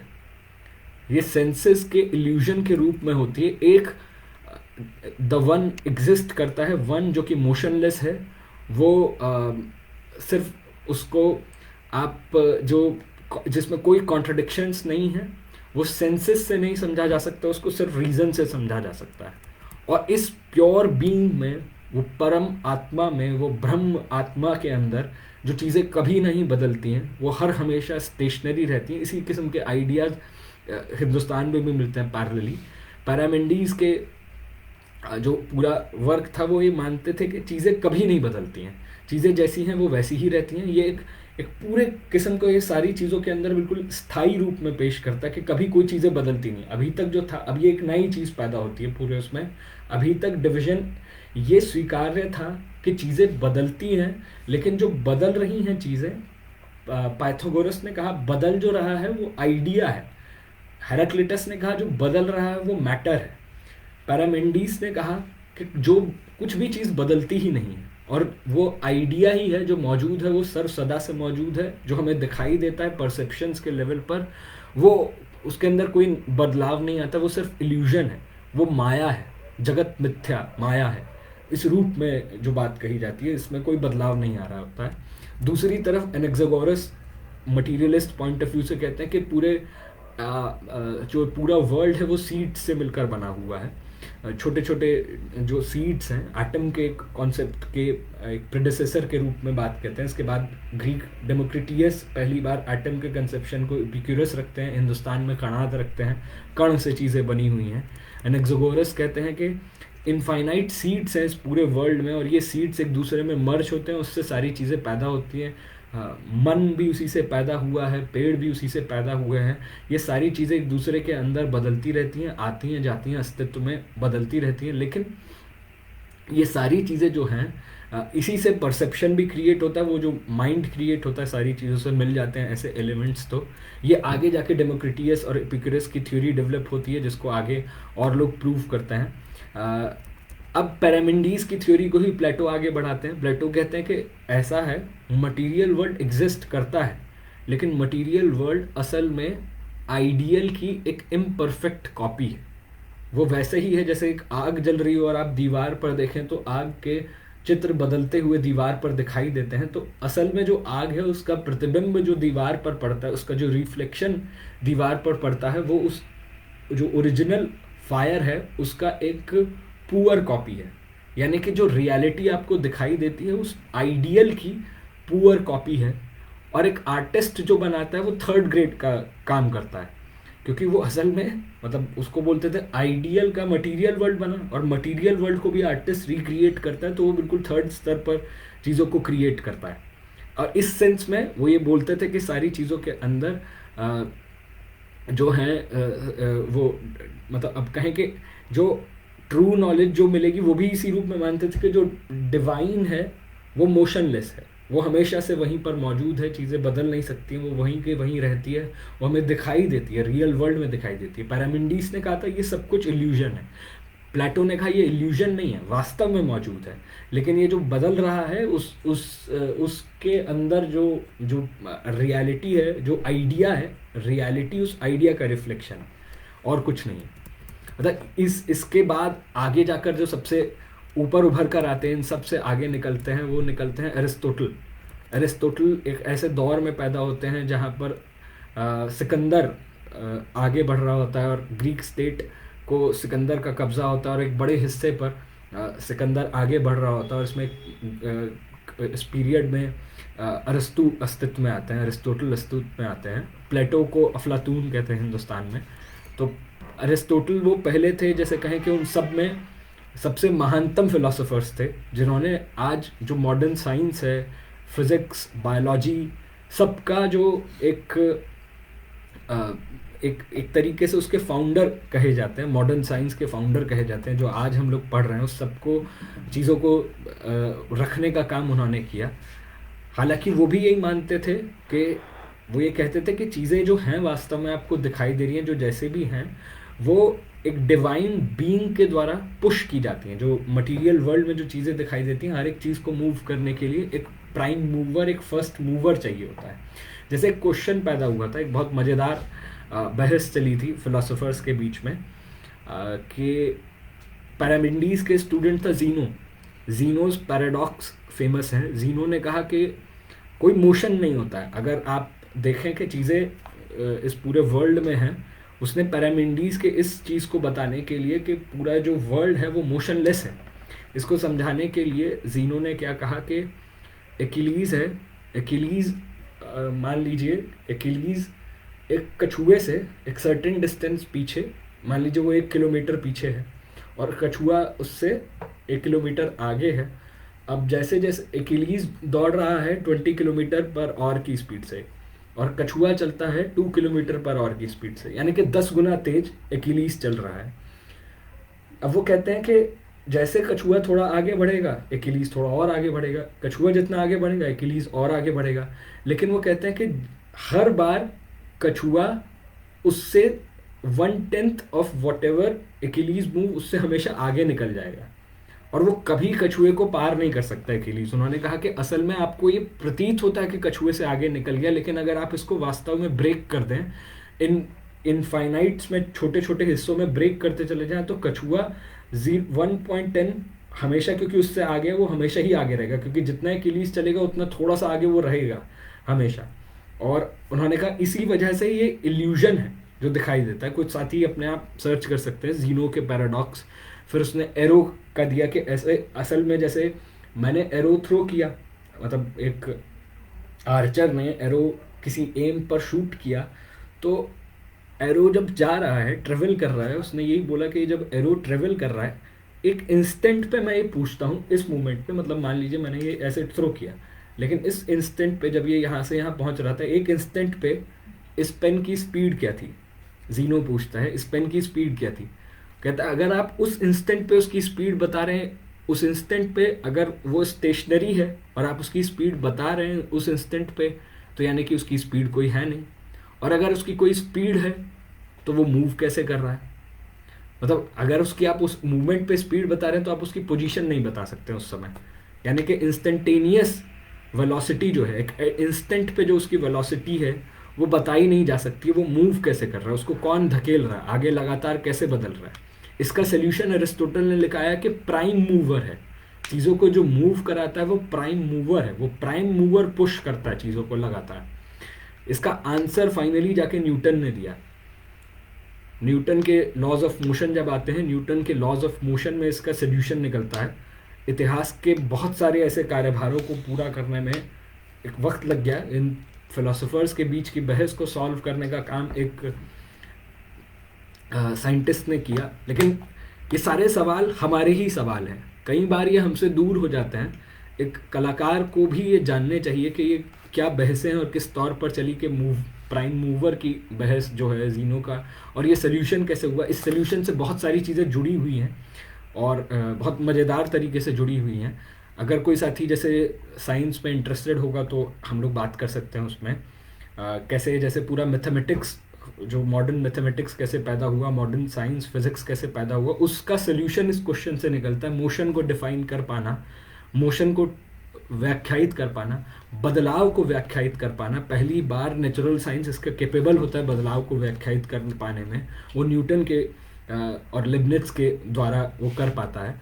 लेकिन इस बदलाव को समझने में इतना वक्त लग गया। एरिस्टोटल अभी भी कह रहे थे वो बदलाव वो प्राइम मूवर करता है। जीनो कह रहा था कि कोई बदलाव होता ही नहीं है। न्यूटन कहते हैं कि बदलाव होता है, बदलाव इसी वजह से होता है जो फोर्स, जितना आपने उस पर धक्का लगा उतना वो मूव करेगा। हर एक चीज़ मूव करती है, या तो वो इनर्शिया में होती है या मूव करती है। न्यूटन ने बताया कि चीज़ें मूव करती हैं, उसको मोशन कोई लगाता है, कोई कॉज होता है, तभी कोई मोशन शुरू होता है। खैर यहाँ अभी और इस विस्तार में नहीं जाएंगे, लेकिन जिस चीज़ पे वापस आए, ये जो सारे डिबेट्स थे, अरिस्टोटल ने लाइकिया पहला एक ऐसा इंस्टीट्यूट डेवलप किया जिसको हम कह सकते हैं कि फर्स्ट रिसर्च इंस्टीट्यूशन लाइकिया, जिसमें एक ग्रीक सोसाइटी में बिल्ड होता है। अरिस्टोटल में अरिस्टोटल ने ऑब्जर्वेशन करना शुरू किया कि ऑब्जर्व करना चाहिए, ऑब्जर्वेशन के जरिए हमें किसी इन्फ्रेंस पे पहुंचना चाहिए। ये मेथड डेवलप किया सारी चीज़ों का इस सेंस में। और मॉडर्न जितने भी फील्ड्स हैं, बायोलॉजी है, जूलॉजी है, पॉलिटिक्स है, लॉजिक है, हर एक कैटेगरी के ऊपर हर एक चीज़ को क्लासिफाई किया, उसके ऊपर जो शुरुआती लॉजिक है वो बिल्ड करने का काम अरिस्टोटल ने किया। लेकिन अरिस्टोटल इतना सब कुछ करने के बावजूद भी अपने वक्त से बंधे हुए थे और अपने वक्त से आगे देख ही नहीं सकते थे। हर व्यक्ति अपने वक्त से बंधा हुआ होता है। वो जिस वक्त में जी रहा होता है उस वक्त के वक्त में बंधा होना, यानी कि अपने सामाजिक और अपने प्राकृतिक परिवर्तनों को वो जो देखता है उसको एब्जॉर्ब करता है। उसकी जो सोशल इमेजरी उसके सामने उभरती है, उसी से उसका वो फिलोसोफाइजेशन करता है, उसको वो प्रैक्टिस में उतारता है, उसको बदलाव में उतारता है, उसको वो देखता है, उसको वो जस्टिफाई करता है, समझता है, उसको वो थ्योराइज करके पेश करता है, सारी चीज़ों को रखता है, इस सेंस में उसको सामने रखने का काम करता है। ये जो पूरा हिस्सा है, ये हिस्सा यहाँ पर कंप्लीट करता है कि ये पहली छलांग थी मानवता की, जहाँ मानवता पहली बार कैसे बिल्ड करते हुए अपने जो परसेप्चुअल नॉलेज से, जो शुरुआती मैजिकल फॉर्म से, जो प्रैक्टिकल नीड्स के लिए उसको जो मैजिकल फॉर्म था उससे डेवलप करते हुए कैसे मनुष्य कॉन्सेप्चुअल फॉर्म्स तक पहुंचता है, कॉन्सेप्चुअल लेवल तक पहुंचता है, कॉन्सेप्चुअलाइजेशन करता है पहली बार चीज़ों का। और वो कॉन्सेप्चुअलाइजेशन इस समय पर इंट्यूशन पर ही आधारित हो सकता था। इसीलिए इस समय की फ़िलॉसफी को नेचुरल फ़िलॉसफी कहा जाता है। ये साइंस नहीं कहा जाता है इसको। ये इसको नेचुरल साइंस नहीं कहा जाता, इसको नेचुरल फिलॉसफी कहा जाता है, जो अरिस्टोटल ने कहा, जो डेमोक्रिटियस ने कहा, जो भी इस वक्त के फिलोसोफर्स ने कहा, पाइथागोरस ने जो कहा, ये नेचुरल फिलॉसफी कहा जाता है। क्यों? क्योंकि इस समय अभी तक चीज़ें ऑब्जर्वेशन और एक्सपेरिमेंट में सिद्ध नहीं की जा सकती थी। एक्सपेरिमेंट और ऑब्जर्वेशन में फिलॉसफी, निश्चित ही फिलॉसफी भी एक्सपेरिमेंट और जो उसके ऑब्जर्वेशंस होते हैं उसी का जनरलाइजेशन होती है, लेकिन अभी तक सिद्ध नहीं था। जो भी किया उन्होंने, जो उसको प्रस्ताव दिया, वो सिद्ध नहीं किया जा सकता था, उसमें बहुत कमी थी, बहुत ही बेसिक लेवल था। और ये समझा जा सकता है, पहली बार हम लोग जिस दौर में पहुंच रहे थे, मानवता जिस दौर में पहुंच रही थी, वो सारी चीज़ें अभी बिल्ड हो रही थी, वो खड़ी हो रही थी। ये वो फाउंडेशंस है जिसके ऊपर हम लोगों ने चीज़ों को समझा, देखनी शुरू की सारी चीज़ें। ये वो एक लॉजिक यहाँ से बिल्ड होता है। इसके बाद अब अगले स्टेप पे पहुंचते हैं जॉर्ज थॉमसन, और यहाँ से अगले स्टेप पे समझाना शुरू करते हैं कि कैसे आर्ट फॉर्म डेवलप होती है। जब हम इस लॉजिक को समझ लेंगे, इन जनरल कैसे मनुष्य का चिंतन की प्रक्रिया आगे बढ़ती है, तब हम इसको भी समझ पाएंगे कि आर्ट की जो मैजिक के अटायर से या मैजिक के फॉर्म से, उसके पुराने फॉर्म के जरिए उससे ब्रेक करके, उसी के भीतर से, उसके अंदर से उसकी शेल को तोड़कर आर्ट की जो फॉर्म्स पैदा हुई, वो कैसे पैदा हुई, वो कॉन्शियस, पहली बार जो कॉन्शियस आर्ट पैदा हुई, वो भी इसी लॉजिक को फॉलो करती है। वो भी इसी जो उस समय का अपना सामाजिक परिवर्तन थे, प्राकृतिक परिवर्तन थे, या प्रकृति से जितना मनुष्य का इंगेजमेंट था उत्पादन के जरिए, उसी के जरिए मनुष्य अपनी प्रकृति को समझ सकता था, उसको जान सकता था। ये लॉजिक यहाँ पर पूरा इसलिए हम लोगों ने बात की है, ये इतनी विस्तार पूर्वक फिलोसोफर्स के ऊपर जो बात की गई है, कि दो ट्रेंड्स के रूप में, कि पहले जो फिलोसोफर्स जो थे, एक मटीरियलिस्ट ट्रेंड, यानी कि मैटर को मानना, जो 4 एलिमेंट्स, हेराक्लिटस द्वारा मानना, लेकिन जो निरंतर बदलाव में है, चेंज है, लगातार कॉन्फ्लिक्ट में, हेराक्लिटस का कहना। दूसरी तरफ पाइथागोरस, वो जो प्राइम एलिमेंट है जो चीज़ों को कॉन्स्टिट्यूट करता है, वो नंबर है, वो एक मेंटल कैटेगरी है। जो रियलिटी दिख रही है वो रियलिटी नहीं है, वो मेंटल कैटेगरी है असल में चीज़ों को। जैसे कहें कि हम इंसान हैं, यानी कि ये बताना कि इंसान मौजूद होता है कोई आसमान में कहीं पर, कोई एक कैटेगरी के रूप में इंसान मौजूद है, और हम लोग उसके उस आइडिया का, इंसान के आइडिया का रियलाइजेशन है। कुत्ते के आइडिया का रियलाइजेशन है, सेब के आइडिया का रियलाइजेशन है। और ये सब कुछ बाइबल जैसे कहती है, in the beginning there was word. जो पहले कैटेगरीज थी वो मौजूद थी, उन कैटेगरीज का रियलाइजेशन इस रियलिटी के रूप में होता है। और कोई क्रिएटर मौजूद था, जिस क्रिएटर ने पहले कॉन्शियस प्लान किया, और वो कैटेगरीज, वो मेंटल कैटेगरीज थी, वो उसको फॉलो करते हुए ज़मीन पर चल रही है। दूसरी तरफ दूसरा हिस्सा जो था वो ये मानता था, जो दूसरा धड़ा था, एक फिलोसोफर्स का कैंप 2 साइड बट गए। जो दूसरा हिस्सा था वो मानता था यही जो जीवन है, यही जो धरती है, यही जो पेड़ पौधे हैं, यहीं पर चीज़ें बदलती हैं।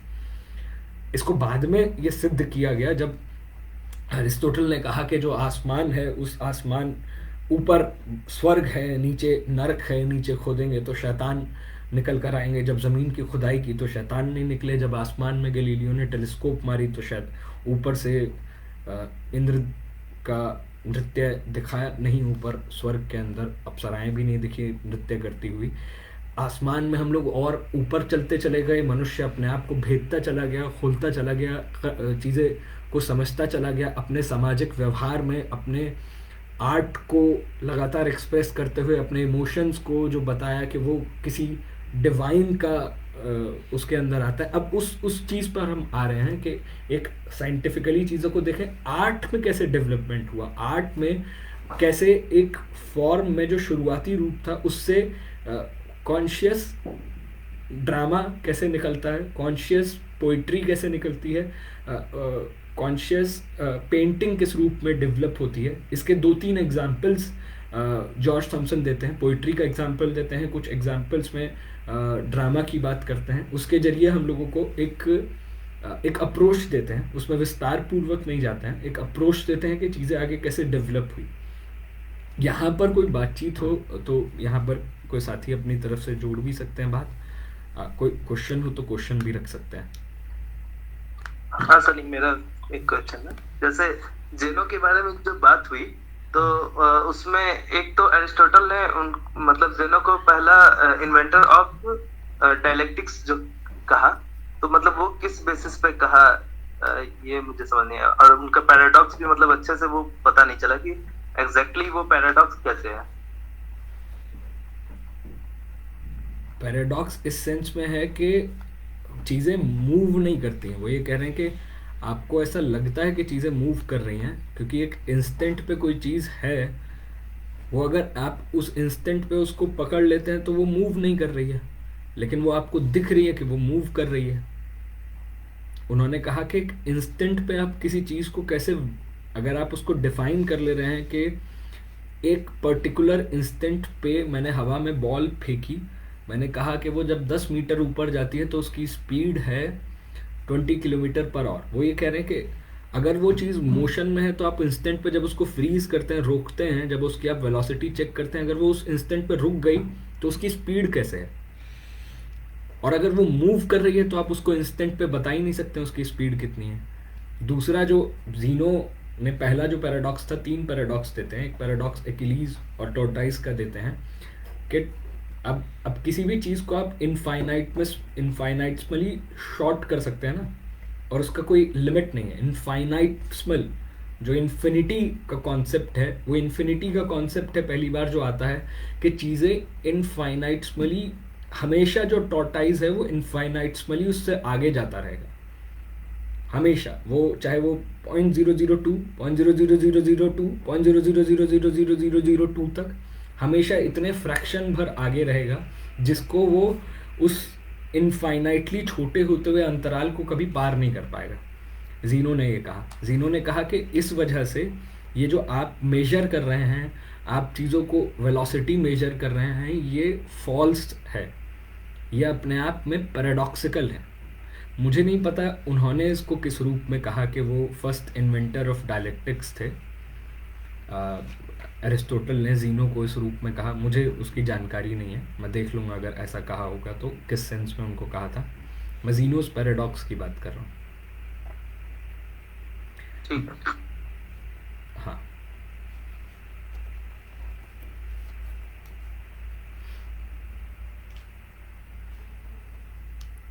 और किसी साथी की कोई बातचीत? मतलब हो सकता है कि ये एक हिस्सा इसमें कुछ ऐसा लगा हो, लेकिन जो बेसिक कैटेगराइजेशंस थे अगर उनको आप कंपेयर करें, जहाँ से हम आगे बढ़े थे, जो कॉस्मोलॉजिकल मिथ्स थे, ट्राइबल स्ट्रक्चर था, टॉटेम्स थे, टॉटेम से होते हुए जब मनुष्य खुद को कैंगरू के रूप में आइडेंटिफाई कर रहा है, खुद को ईगल और क्रो के रूप में आइडेंटिफाई कर रहा है, ईगल और क्रो ने यूनिवर्स को पैदा किया और यूनिवर्स अलग अलग में डिवाइड होता चला गया, गण चिन्ह के जरिए मनुष्य व्याख्यायित कर रहा था, उसमें धीरे धीरे कॉन्सेप्ट्स आ रहे थे, वॉर, पीस, कलर्स आ रहे थे, अलग अलग एलिमेंट्स आ रहे थे। ये एलिमेंट्स का फ्यूजन धीरे धीरे बढ़ता चला गया और उसमें एक निर्णायक छलांग लगती है। वो छलांग लगती है, कॉन्सेप्चुअलाइजेशन होता है पूरे यूनिवर्स का पहली बार ग्रीक फिलोसोफर्स द्वारा, जहाँ वो उसको पूरे कॉन्सेप्ट के रूप में बताते हैं कि यूनिवर्स केओस के जरिए उसका ओरिजिन हुआ, एक कॉमन ओरिजिन है। जो भी चीज़ें मौजूद हैं वो परपेचुअली लगातार डेवलप कर रही हैं, लगातार उनके अंदर एक निरंतर मोशन है। तीसरा, ये चीज़ें एक दूसरे के कॉन्फ्लिक्ट में, जिसमें डायलेक्टिक्स जिस सेंस में हमने कहा कि वो जो चीज़ें हैं, ब्लैक वाइट, अंधेरा रोशनी, जीवन मृत्यु, हर एक चीज़ एक दूसरे के, अट्रैक्शन रिपल्शन, ये सारी चीज़ें एक दूसरे के डायलेक्टिकली इंटरकनेक्टेड है। इसमें अलग अलग धाराएं बात की, पाइथागोरस की एक धारा हो गई, हेराक्लिटस की एक धारा हो गई, फिर पैरामेंडीज और जीनो की एक धारा हो गई, और एक तरफ अरिस्टोटल की एक धारा हो गई जो स्वीकार कर रहे हैं चेंज को, लेकिन और कुछ एनेक्सागोरस जैसे लोग जो मटीरियलिस्ट पॉइंट ऑफ व्यू से कर रहे हैं। दो बड़े कैंप्स, दो बड़े धड़े पैदा हुए जो एक धड़ा मानता था कि चीज़ें जो हैं वो इसी विश्व में इहलोक, यही लोक है जो है सामने मौजूद। एक दूसरा परलोक, एक परलोक की मौजूदगी, उस परलोक से इहलोक का संबंध, वो इहलोक चल रहा है, में चीज़ें बदल रही हैं, सारी चीज़ें हो रही हैं। ये इहलोक और परलोक का कंसेप्शन भी किस वजह से पैदा हुआ? क्योंकि एलियनेशन पैदा हुआ। उसका आधार शुरुआत में दिया था कि एलियनेशन जिस तरह से सोसाइटी में पैदा होता है, मनुष्य अपनी उत्पादक गतिविधियों से अलग होता है, सोल और बॉडी के बीच का अंतर पैदा होता चला जाता है, यही आधार बनता चला जाता है, कई लेवल्स पे प्रकट होता है। मनुष्य और मनुष्य के बीच में जब क्लास डिविजन्स पैदा होते हैं, उनके बीच में जो वो पैदा करने वाले लोग हैं, जो कुछ पैदा कर रहे हैं, उनसे ही चीज़ें दूर जाना शुरू हो जाती हैं, वापस से उनको प्रकट होती हैं इस रूप में खाने के लिए जब मिलती हैं जो उन्होंने ही पैदा की होती हैं।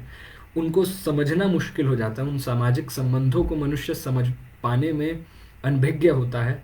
उसका एक फैंटास्टिक रिफ्लेक्शन होता है उसकी इमेजिनेशन में, उसकी इमेजरी में। वो कॉन्स्टिट्यूट होता है दो अलग सेंस में, एक मटीरियलिस्ट रूप में, एक आइडियलिस्ट सेंस में। उसी रियलिटी को जिसको नहीं समझ रहा, मटीरियलिस्ट भी जो था वो अभी भी उस रियलिटी को पूरी तरह से समझ नहीं पा रहा है कि चीज़ें बदल रही हैं तो कैसे। अगर वो डायलेक्टिक को भी स्वीकार करता है तो उसको भी अभी पता नहीं है कि चीज़ें क्यों बदलती हैं। या तो वो बात करता है कि एक इन लिविंग फायर है उसके अंदर जो उसको कॉन्स्टिट्यूट करती है, बदलती है। एरिस्टोटल पहली बार डायलेक्टिक्स के अंदर बात करते हैं कि फॉर्मल लॉजिक भी रखते हैं, लेकिन पहली बार ये बात करते हैं कि जो ए है उसके अंदर ऑलरेडी टेंडेंसी है ए ना रहकर बी में बन जाने की, यानी कि ए नॉट ए के रूप में मौजूद होता है। ए और नॉट ए का कॉन्सेप्ट अपने आप में मौजूद है। खैर इसमें हम अभी नहीं जाते हैं, यहाँ पे इसको और कन्फ्यूजन पैदा करने की जगह इस पे इसको रोकते हैं। इस लॉजिक से आगे एक हमको एक स्टेप दिया है चढ़ने के लिए जॉर्ज थॉमसन ने, जिस पे हम कदम रखकर कला के क्षेत्र में चीज़ें कैसे अलग थलग होती हैं, पहले रूप से अलग होती हैं, और नए एक ऐसे वक्त में जैसे क्लास सोसाइटी का कंसोलिडेशन, जैसे यहाँ पे बताया कि कैसे स्लेव्स का बनना, पेजेंट्री आर्टिसंस का आना, और ऊपर एरिस्टोक्रेसी मर्चेंट्स का आना, उनका फ्यूज होना, और स्लेव ओनर्स वर्सेस स्लेव्स के रूप में सोसाइटी और ज़्यादा मजबूत होती गई, उसकी शेल मजबूत होती चली गई। ये डिवीज़न और कंसोलिडेट होते चले जाते हैं उनके विचारों में, उनके दर्शन में ही ये एक्सप्रेस होता है। जो प्रकृति के साथ उसका इंगेजमेंट था, जितना समझ रहा था वो तो समझ ही रहा था, लेकिन सामाजिक तौर पर जो वो इंगेज कर रहा है अपने समाज से, वो भी उसका रिफ्लेक्स उसके दिमाग में उसका रिफ्लेक्स पड़ता है, उससे वो चीज़ों को समझ रहा है। प्रकृति और समाज उन दोनों की जरिए चीज़ों को समझते हुए आगे बढ़ रहा है। अब आगे हम लोग बढ़ते हैं आर्ट के पर के कैसे मैजिक से आर्ट तक हम छलांग लगाते हैं। हमने शुरुआत में ही बात की थी कि अब मतलब इसके लिए और कुछ किताबें हैं जो रेफ़र की जा सकती हैं, देख सकते हैं, साथी भी अपने आप से देख सकते हैं, और ये जटिल नहीं है, ये आसान है। कई बार ये चीज़ें जटिल लगती हैं और हम लोग कई बार मतलब ये लगता है कि बहुत सारी चीज़ें हो गई और ये सारे अलग अलग किताबों के बारे में जिक्र आना, ये पढ़ना पड़ेगा। ये सारी चीज़ें आसान हैं, इतनी जटिल निश्चित रूप से जटिल हैं, मेहनत की मांग करती हैं, लेकिन इसको पढ़ेंगे इंटरेस्ट के साथ सारी चीज़ें तो क्लियर होती जाएंगी। जैसे कुछ अच्छे टेक्स्ट हैं जो ओरिजिन ऑफ आर्ट पर, मिथक कैसे पैदा होते हैं, मिथ्स कैसे पैदा होते हैं, ग्रीक मिथ कैसे पैदा हुए, इंडियन मिथ्स कैसे पैदा हुए, इस पर बहुत अच्छा काम हुआ है। उसके जरिए हम लोगों को आर्ट को समझने में बहुत मदद मिलेगी। आर्ट कैसे हुआ, एक आर्नोल्ड हाउजर का काम है सोशल हिस्ट्री ऑफ आर्ट, बहुत अच्छी किताब है। एक यूरी बोरेव की एक किताब है एस्थेटिक्स, उसमें एक हिस्सा है जहाँ पर मैजिक से मिथ तक रास्ता कैसे डेवलप होता है और आर्ट फॉर्म्स कैसे डेवलप होती हैं, उसके अंदर से एक ही फॉर्म से टूट कर बिखर कर नई फॉर्म्स कैसे निकलती हैं, उस पूरी हिस्टोरिकल जर्नी को उसमें भी रखा गया है।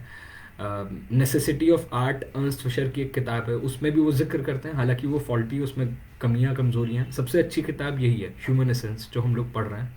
इसमें इन सारी चीज़ों को बहुत ही सिस्टमैटिक तरीके से एक जगह रखा गया है, लेकिन हर चीज़ पढ़नी चाहिए। मुझे लगता है कोई चीज़ को हम लोगों को रोकना नहीं चाहिए, सारी किताबें पढ़नी चाहिए, अलग अलग लॉजिक पे बहस करनी चाहिए, उसको समझना चाहिए। जब बहस करेंगे, विचार टकराएंगे, तभी चीज़ें हल होंगी। डायलेक्टिक्स यहीं से इसी फॉर्म में डायलेक्टिक्स निकला था कि पहला ए बोलता है, उसका विरोध बी करता है। जैसे अभी आदित्य ने मेरे अपोनेंट के रूप में एक बात कही, मैंने एक बात कही, ए और बी के बीच में एक थीसिस का एंटी थीसिस आया, दोनों के बीच में एक कॉन्फ्लिक्ट और उसका रेजोल्यूशन सिंथेसिस के रूप में, जिसमें दोनों के एलिमेंट्स एब्जॉर्ब हैं, जिसमें मेरे ओपोनेंट के लॉजिक को भी एब्जॉर्ब करके हायर लेवल पे डेवलप कर दिया है। मतलब मैं एक सिंपल बात करते हुए कह रहा हूँ, उस रूप में डायलेक्टिक्स तो आगे अपने आप में जो मेथड है वो डेवलप होता है बहुत रूप में, लेकिन इसी तरह से वो शुरुआत होता है। डायलेक्टिक्स का जो उस शब्द का जो अर्थ है वो यहाँ से शब्द का अर्थ निकलता है कि थ्रू कॉन्वर्सेशन के अंदर जो ये डायलॉग के अंदर जो कॉन्फ्लिक्ट है वो कैसे रिजॉल्व होता है और नए कॉन्फ्लिक्ट को पैदा करता है, इस प्रोसेस में चीज़ों को समझा जाता है। खैर आगे हम लोग बढ़ें तो पहली चीज़ जो जॉर्ज थॉमसन बताते हैं कि अभी तक हम लोग देख चुके थे कि कैसे रिचुअल और मिथ्स फॉर्म होते हैं। पहली बार मिथ कैसे फॉर्म होता है, कॉस्मोलॉजिकल मिथ कैसे फॉर्म होते हैं, ट्राइब में रहने वाले लोगों के लिए ये जो पूरा आइडिया है चीज़ों को समझने का, ये अभी भी परसेप्चुअल लेवल पर है। उसके फिनोमिनल लेवल पर उसके बाह्य रूप को वो समझता है, वो चीज़ों को वैसे ही जो शुरुआत में बताया था, वाइगोत्स्की जैसे कहते हैं थिंकिंग इन कॉम्प्लेक्सेस, बच्चे की तरह चीज़ों को जो भी सामने दिखते हैं, इंटरकनेक्शंस जो ऊपरी तौर पर अपीयर होते हैं, उनको एक जगह जोड़ कर देख लेते हैं सारी चीज़ों के अंदर। और जैसे जैसे हम लोग आगे बढ़ते हैं, जैसे सोसाइटी क्लास सोसाइटी के रूप में डिफ्रेंशिएट होती है, कुछ लोग ऐसे पैदा होते हैं जिनके पास लेजर टाइम होता है, पहले वक्त के परसेप्शंस का कंसेप्चुअलाइजेशन करते हैं, पहली बार रेशनल और साइंटिफिक थिंकिंग पैदा होती है। रेशनल और साइंटिफिक थिंकिंग के साथ साथ एक और चीज़ पैदा होती है, रिलीजियस डॉगमा पैदा हुआ। इस पर भी हमने बात की कि रिलीजियस डॉगमा कैसे पैदा हुआ। इजिप्शियन और जब मेसोपोटामिया की बात कर रहे थे तब हमने बात की थी कि वो कैसे रिलीजन के रूप लेता है इजिप्ट में, जो पूरे उनका अपने रूल को इस्टेब्लिश करने के लिए रिलीजन किस तरीके से उठ खड़ा होता है, और रिलीजन कैसे उस एलियनेटेड सोसाइटी में लोगों के बीच के डिविजन्स को, लोगों के बीच के ऑपरेशन को कैसे अभिव्यक्ति देता है। एक तरफ साइंटिफिक रेशनल थिंकिंग, एक तरफ रिलीजियस डॉगमा, इसके साथ साथ एस्थेटिक थिंकिंग भी डेवलप होती है। इसी के भीतर से ही मिथकों में से ही मिथ्स में से ही कला के लिए भी स्रोत संसाधन पैदा होते हैं। अगर ग्रीक मिथकों को देखें, ग्रीक माइथोलॉजी को देखें, जहाँ पर एक हरक्यूलिस है जो ताकतवर है, एक जायस है जो बिजली को कंट्रोल करता है, एक अलग अलग जो देवी देवता हैं उसमें अर्ध, कोई आधे डेमी गॉड्स हैं, कुछ गॉड्स हैं, कुछ अलग अलग लोग हैं। प्रोमिथियस है जो स्वर्ग से आग को चुरा कर लेके आया है और जिसने मनुष्यता की मदद की है। उसमें कई देवियां हैं अलग अलग उस तौर पर। ये जो मिथक हैं इसमें, ये माइथोलॉजी है, ये माइथोलॉजी ही ग्रीक आर्ट का, चाहे हम स्किलिस को देखें, चाहे हम अरिस्टोफेनस को देखें, चाहे हम सोफोक्लेस को देखें, इन सब के आर्ट का बेसिस भी ये ग्रीक माइथोलॉजी है। जो पुरानी जो पूरी माइथोलॉजी है वही ग्रीक आर्ट के बेसिस के रूप में उसके आधार पर उसको डेवलप होती है। मिथक क्या करते हैं, मिथक जो है, मिथक जो मैजिकल फॉर्म में पैदा हुए थे, ये मिथक अपने आप में मनुष्य को उसकी इमेजिनेशन में प्रकृति के ऊपर काबू करने की ताकत देते हैं। वो रियलिटी में उस पर कंट्रोल नहीं कर रहा होता है, लेकिन अपने इमेजिनेशन में उस पर कंट्रोल कर रहा होता है।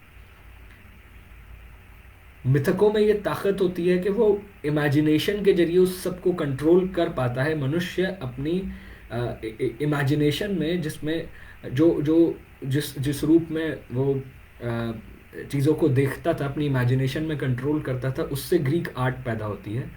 जैसे ही मनुष्य वास्तविकता में उन प्रकृति की शक्तियों को काबू में करने लगा, यानी कि वो आसमान से गिरती हुई बिजली, जो आग लगती थी, जंगलों को नष्ट कर देती थी, सारी चीज़ें उसके जो रॉ मटेरियल से बना था, वास्तव में उसने पहाड़ों को काटना शुरू किया, उसने रास्ते बनाने शुरू किए, उसने जंगलों को अपने हिसाब से काटा, चीज़ें बनाई आयरन एज आने के बाद। तो ग्रीक माइथोलॉजी का अपने आप में आधार भी खत्म हो गया। अब आज के दौर में ग्रीक माइथोलॉजी या इंडियन माइथोलॉजी, महाभारत जैसा महाकाव्य आज के दौर में नहीं लिखा जा सकता है। अश्वत्थामा का जो किरदार है, या जिस जिस जिस तरह के किरदार सूर्य देवता या अलग अलग जितने भी किरदार महाभारत में दिखाई देते हैं, वो किरदारों की एक ज़मीन थी। जिस वक्त में वो पैदा हुए थे, उस वक्त में मनुष्य जिस दौर में भी ट्राइबल सोसाइटी से स्टेट पैदा हो रहा था, ट्राइब्स का ब्रेकडाउन हो रहा था, स्टेट फॉर्म हो रहे थे, क्लास सोसाइटी पैदा हो रही थी। इस दौर में ये मिथक, या शुरुआती दौर में वो क्लास सोसाइटी फॉर्म होती है, तब रचे गए थे। तो उनके पास एक चली आ रही वो उसकी एक क्या कहें, वो गर्मी थी, वो ट्राइबल सोसाइटी का, उस सारी चीज़ का एक ताप मौजूद था। उस ताप से उस चीज़ को एब्जॉर्ब करते हुए उन्होंने ये सारी आर्ट क्रिएट की। माइथोलॉजी में मनुष्य प्रकृति की शक्तियों पर इसीलिए कब्जा कर लेता है, सारी चीज़ें करता है कि समझ सकता है उस सबको, क्योंकि वो जीवन के जो जटिल अंतर्विरोध हैं उनकी जगह इमेजिनरी कॉन्ट्रडिक्शंस को दिखाता है, उन इमेजिनरी कॉन्ट्रडिक्शंस में उन पर जीत हासिल कर लेता है। जैसे सूरज को किसी ने निगल लिया हो, या तीर से सूरज, पहले एक चीनी मिथकीय कहानी है कि 7 सूरज थे, 6 सूरज को एक राजा ने तीर मार के गिरा दिया था, फिर एक ही सूरज बचा बाद में। लेकिन जब सूरज को जाना गया कि तीर मारा नहीं जा सकता है, उसके साइंस जब पैदा होता है, तो इसके आधार भी ख़त्म हो जाता है चीज़ों को समझने का। लेकिन इसका ये मतलब नहीं है कि हम महाभारत को एक महाकाव्य के रूप में, या ग्रीक आर्ट को, ग्रीक एपिक पोइट्री को हम लोग एंजॉय नहीं कर सकते हैं। हम बिल्कुल इसको एंजॉय कर सकते हैं। जैसे बच्चे को देखकर, आज भी बच्चे के हरकतों को देखकर हमें आनंद आता है उसके, वैसे ही जो ग्रीक आर्ट है वो मानवता के शिशु अवस्था में जो रची गई थी, वो आज भी हम लोगों को आनंद देती है उसी रूप में जैसे बच्चे को देखकर वो आनंद आता है, जिसमें वो शक्तियों पर काबू, वो प्रकृति की शक्तियों पर। आज के दौर में आज कोई कहे कि मैं मॉडर्न महाभारत क्रिएट करूँगा, उसका कंटेक्स्ट आज होगा। आज कोई महाभारत, आज कोई रामायण लिखता है, चाहे वो 1990 से पहले 1980 के दौर में जो रामायण प्रसारित की गई थी, उसका एक कंटेक्स्ट था, उसका एक socio political, socio historical context था, जिसमें राम अवतरित होते हैं। वो मिथकीय चरित्र अब राम मंदिर आंदोलन के किरदार बन चुके थे। वो अब बाबरी मस्जिद को ढहाने का एक प्रायोजन बन चुके थे। वो मिथक में आज जो अपीयर करते हैं, वो मिथक आज अगर आप मिथकों में जिएंगे, मिथक को लेकर रिक्रिएट करेंगे मॉडर्न डे में, तो आप असल में उन मिथकों के जरिए रियलिटी के ऊपर उस पुराने फॉर्म को आप बताते हैं कि वो एक चमकता हुआ वक्त था, एक ग्लोरियस पास्ट था। कोई ग्लोरियस पास्ट नहीं था, किसी सोसाइटी के पास वो ग्लोरियस पास्ट नहीं था। वो सारे ग्लोरियस पास्ट असल में वो ट्राइबल सोसाइटी के ब्रेकडाउन को, जहाँ पर वो इक्वालिटी थी, वो एक किस्म से जो बिकता, सब कुछ सब में डिस्ट्रीब्यूट होता था, उसकी जगह पहली बार क्लास डिविजन्स पैदा होते हैं। उसका एक दर्द, उसका एक मार्मिक दर्द जो निकल कर आता है, वो वहाँ पर उभर कर आता है।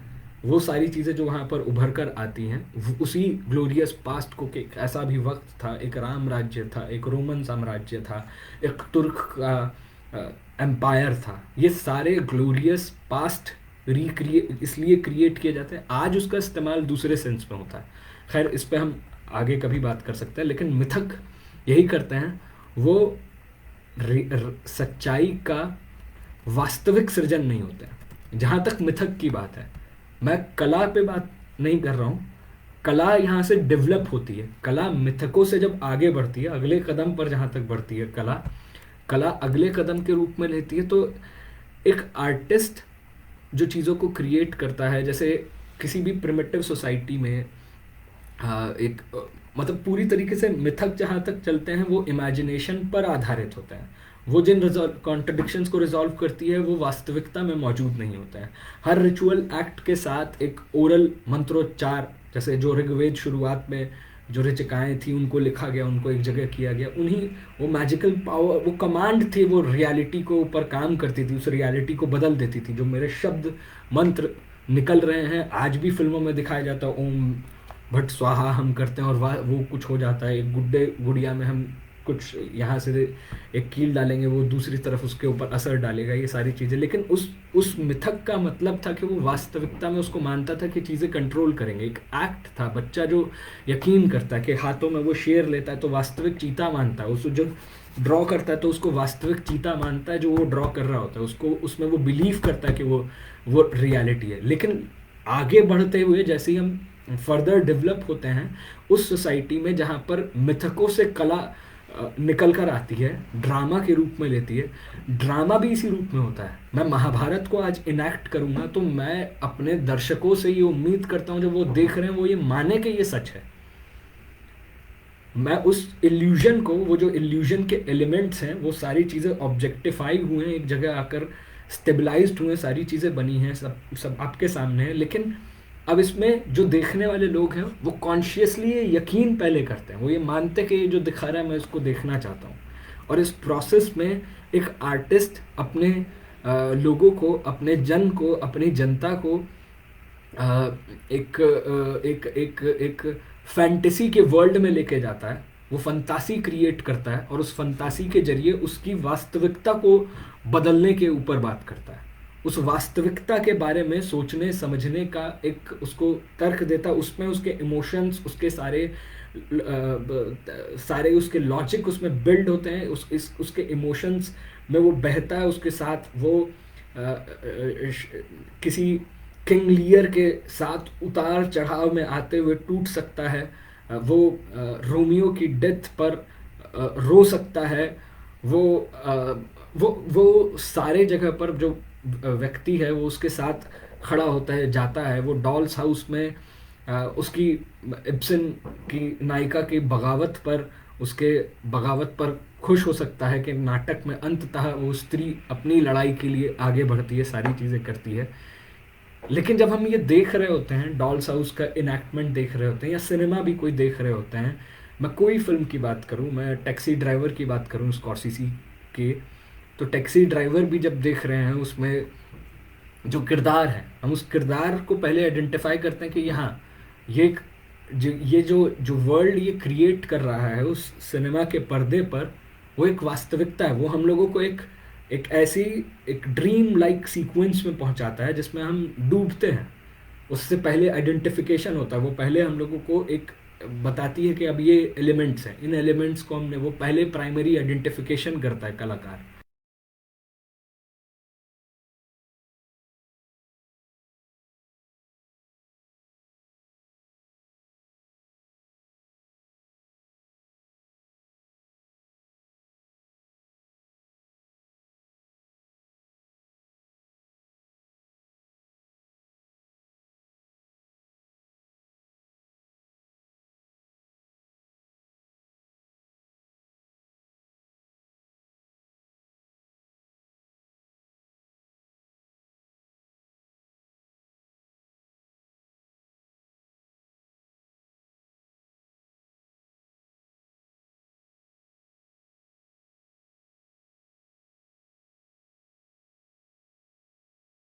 है उसके ओरिजिन का वो एसेंस मौजूद है, जो पर्दे पर्दे पर देखकर उस पर जो रोशनी पड़ती है, रंगों की रोशनी पड़ती है और उससे जो चित्र उभरते हैं, उन चित्रों में वो ताकत होती है कि हमें वो परसीव कर, या एक कैनवस पर जो रंगों के, आकारों के, लकीरों की जो टकराहट होती है, उससे जो उभरते हुए आकार होते हैं, उससे जो भावनाओं का कुल मिलाकर समुच्चय जो उभर कर आता है, उसको देखकर कोई आदमी रो सकता है, वो उसमें अपने इमोशंस में बह सकता है, सारी चीज़ों में जा सकता है इस रूप में ही कि और इन मिथकों में भी, मिथक भी यही थे कि मनुष्य जो प्रकृति में सामाजिक तौर पर चीज़ों को देख रहे थे, उस चीज़ को देखने, उन मिथकों में मनुष्य ने इन सारी चीज़ों को आर्टिस्टिकली एब्जॉर्ब किया हुआ था। और यही बार बार मिथक कहानी कहानी के रूप में कोई डेवलप होता चला गया, कोई किसी रूप में डेवलप होता चला गया, उसको बार बार दोहरा के किस्सों में जाते हुए। और अक्सर जो इसको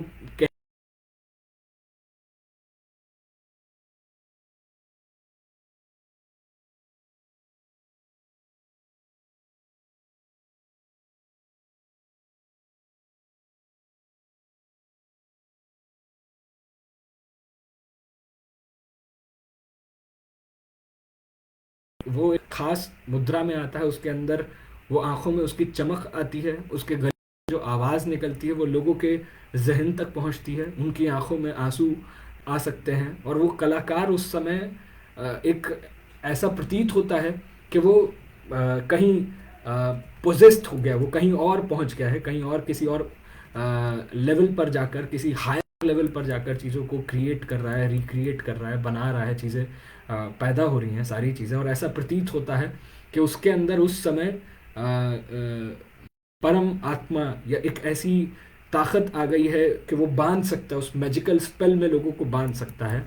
लेकिन ये मैजिकल स्पेल जो है, आर्ट की जो मैजिकल स्पेल है जिसमें वो बांध सकती है, सारी चीज़ें कर सकती है, कि ये मैजिकल स्पेल का आधार क्या है, इस पे पहले हम लोग बात करेंगे। दूसरी बार हम वो उन पर जॉर्ज थॉमसन यहीं से बातचीत शुरू करते हैं कि अगले बात में हम लोग इसी चीज़ को समझेंगे कि ये जो इंस्पिरेशन है, जिसमें वो एक इस रूप में ऐसा प्रतीत होता है कि वो पोजेस्ड है, चाहे वो उस समय पेंट कर रहा हो, चाहे वो कोई नाटक को परफॉर्म कर रहा हो, वो उसमें जिस तरह से डूबता है, इस डूबने इस ये जो पूरा उसका फॉर्म है, वो फॉर्म क्या है, वो कैसे डेवलप हुआ, इस पर हम लोग बात करेंगे। और इसके इसके जरिए हम लोग फिर से क्वेश्चन पर आएंगे कि वो ऑलरेडी मतलब जो पूरा हमने ग्रामेटिकल और म्यूजिकल सेंटेंस के स्ट्रक्चर पे जो हमने बात की थी, उस पर हम लोग फिर से वापस आएंगे। इसको हम लोग या तो वन गो में कर सकते हैं एक बार, अगली बार हम लोग इसको कर सकते हैं कि पोइटिकल इंस्पिरेशन क्या होती है और पोएम क्या होती है। यहाँ पे एग्जाम्पल पोएम्स का देते हैं, पहले पोइटिकल इंस्पिरेशन को उस ट्राइब्स के कॉन्स्टिट्यूशन के ब्रेक होने के जरिए समझाते हैं, जो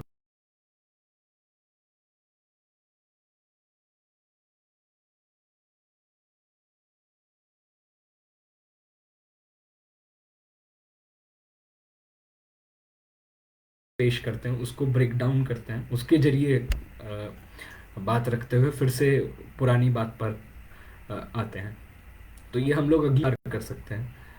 आज यहाँ पर हम लोग करते हैं कि ये जो पहले हम लोगों ने लॉजिक बिल्ड किया था, उसके आधार पे ही हम लोगों ने ये बातचीत शुरू की है कि कैसे मिथक से ही कला के मॉडर्न रूप निकल कर आते हैं। वैसे ही जैसे परसेप्चुअल नॉलेज की मंजिल से जो शुरुआत में मिथक से फिलॉसफी पैदा हुई, रिलीजन डेवलप हुआ, फिलॉसफी इन सेंस साइंटिफिक और रेशनल थिंकिंग डेवलप हुई, साथ में रिलीजन भी डेवलप हुआ। अब हम आर्टिस्ट, उसकी जो आर्टिस्टिक कैपेबिलिटी है, वो आर्ट के अंदर वो उसने कैसे किया, उसके एक स्टेप पे जा चुके हैं मिथकों के अंदर। और मिथक का के से बाहर निकल कर एक कलाकार किस तरह से परफॉर्म करता है, वो भी ऐसे ही प्रतीत होता है। तो ये हम लोग अगली बार जारी रख सकते हैं। यहाँ पर कोई सवाल हो तो वो सवाल रख सकते हैं साथी।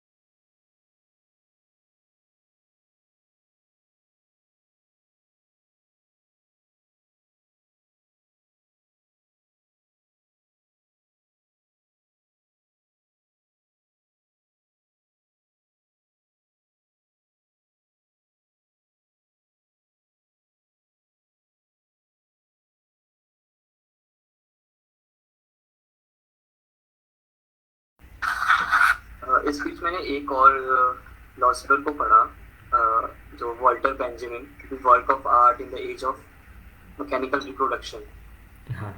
तो इस टाइम पे जो एब्स्ट्रैक्शंस आए थे और जो सोसाइटी में न्यू मैकेनिकल आर्ट जो आई थी, जब वेंडी वॉरहॉल ने जो प्रिंट्स निकाले थे लेडी के,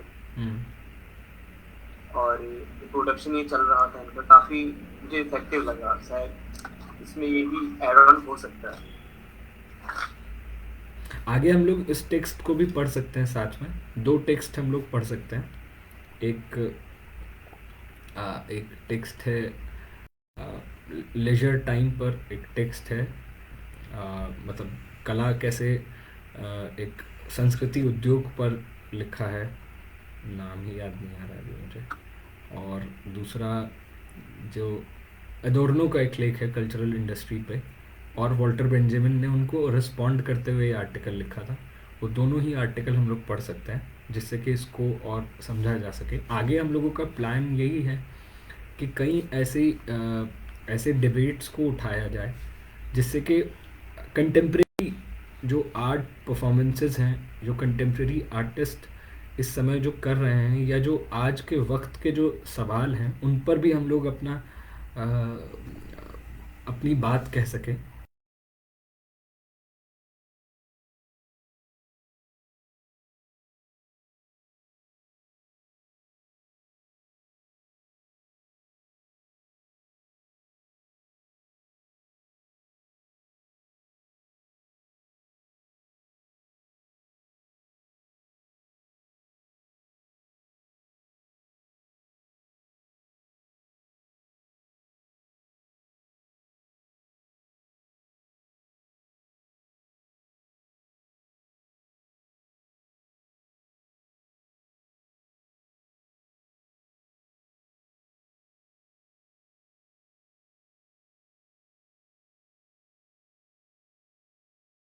क्या पॉलिसी, और दूसरा फिर आज के दौर में कैसे किया जाएगा। कई सवाल हैं, बहुत सारे सवाल हैं। उन सारे सवालों पर हम लोग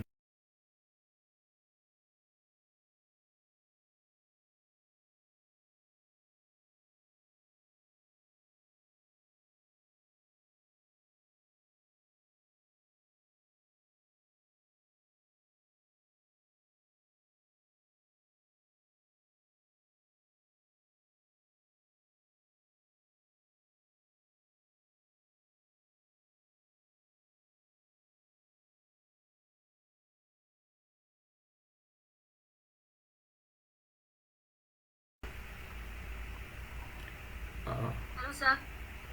हाँ हेलो। सर मेरा नाम विशाला। हाँ बोलिए। सर मेरा ये क्वेश्चन था कि आपने जैसे स्टार्ट किया था कि जो आइडिया से स्टार्ट किया था, प्राइमरी आइडिया होता है सबसे पहले, और फिर उसके बाद एक रिफ्लेक्शन होती है, फिर उसके बाद इमेजिनेशन होती है, फिर उसके बाद मिथ क्रिएट होते हैं, फिर उसके बाद मिथ से आर्ट निकलती है। तो मेरा ये क्वेश्चन था कि जो इमेजिनेशन है उसी से मिथ क्रिएट हुए हैं, तो मिथ इमेजिनेशन जो है ये दोनों एक दूसरे से इंटरलिंक्ड है या बिल्कुल अलग अलग है? हाँ, या आइडिया इमेजिनेशन से इंटरलिंक्ड है, या मतलब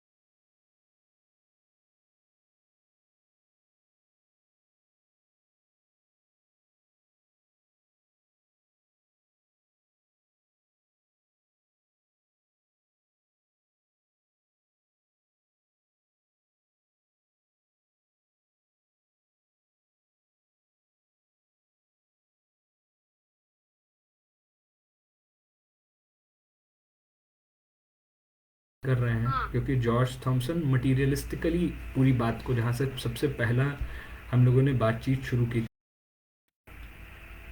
ऐसा कुछ? हाँ ऐसा ही कुछ।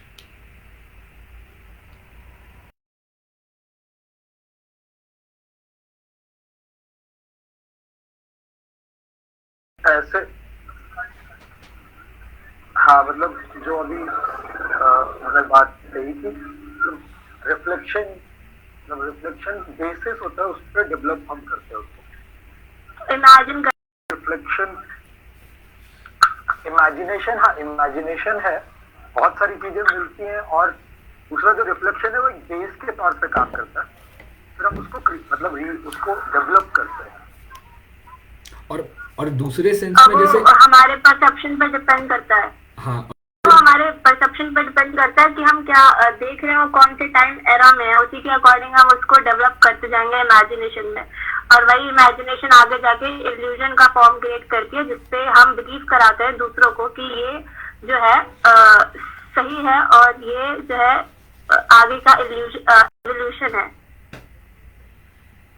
हाँ, मतलब थोड़ा सा ज़्यादा सिंपलिस्टिक हो गई पिक्चर विशालाक्षी। आप मतलब मैं बस ये कह रहा हूँ कि इतनी सिंपल नहीं है, काफ़ी कॉम्प्लेक्स है।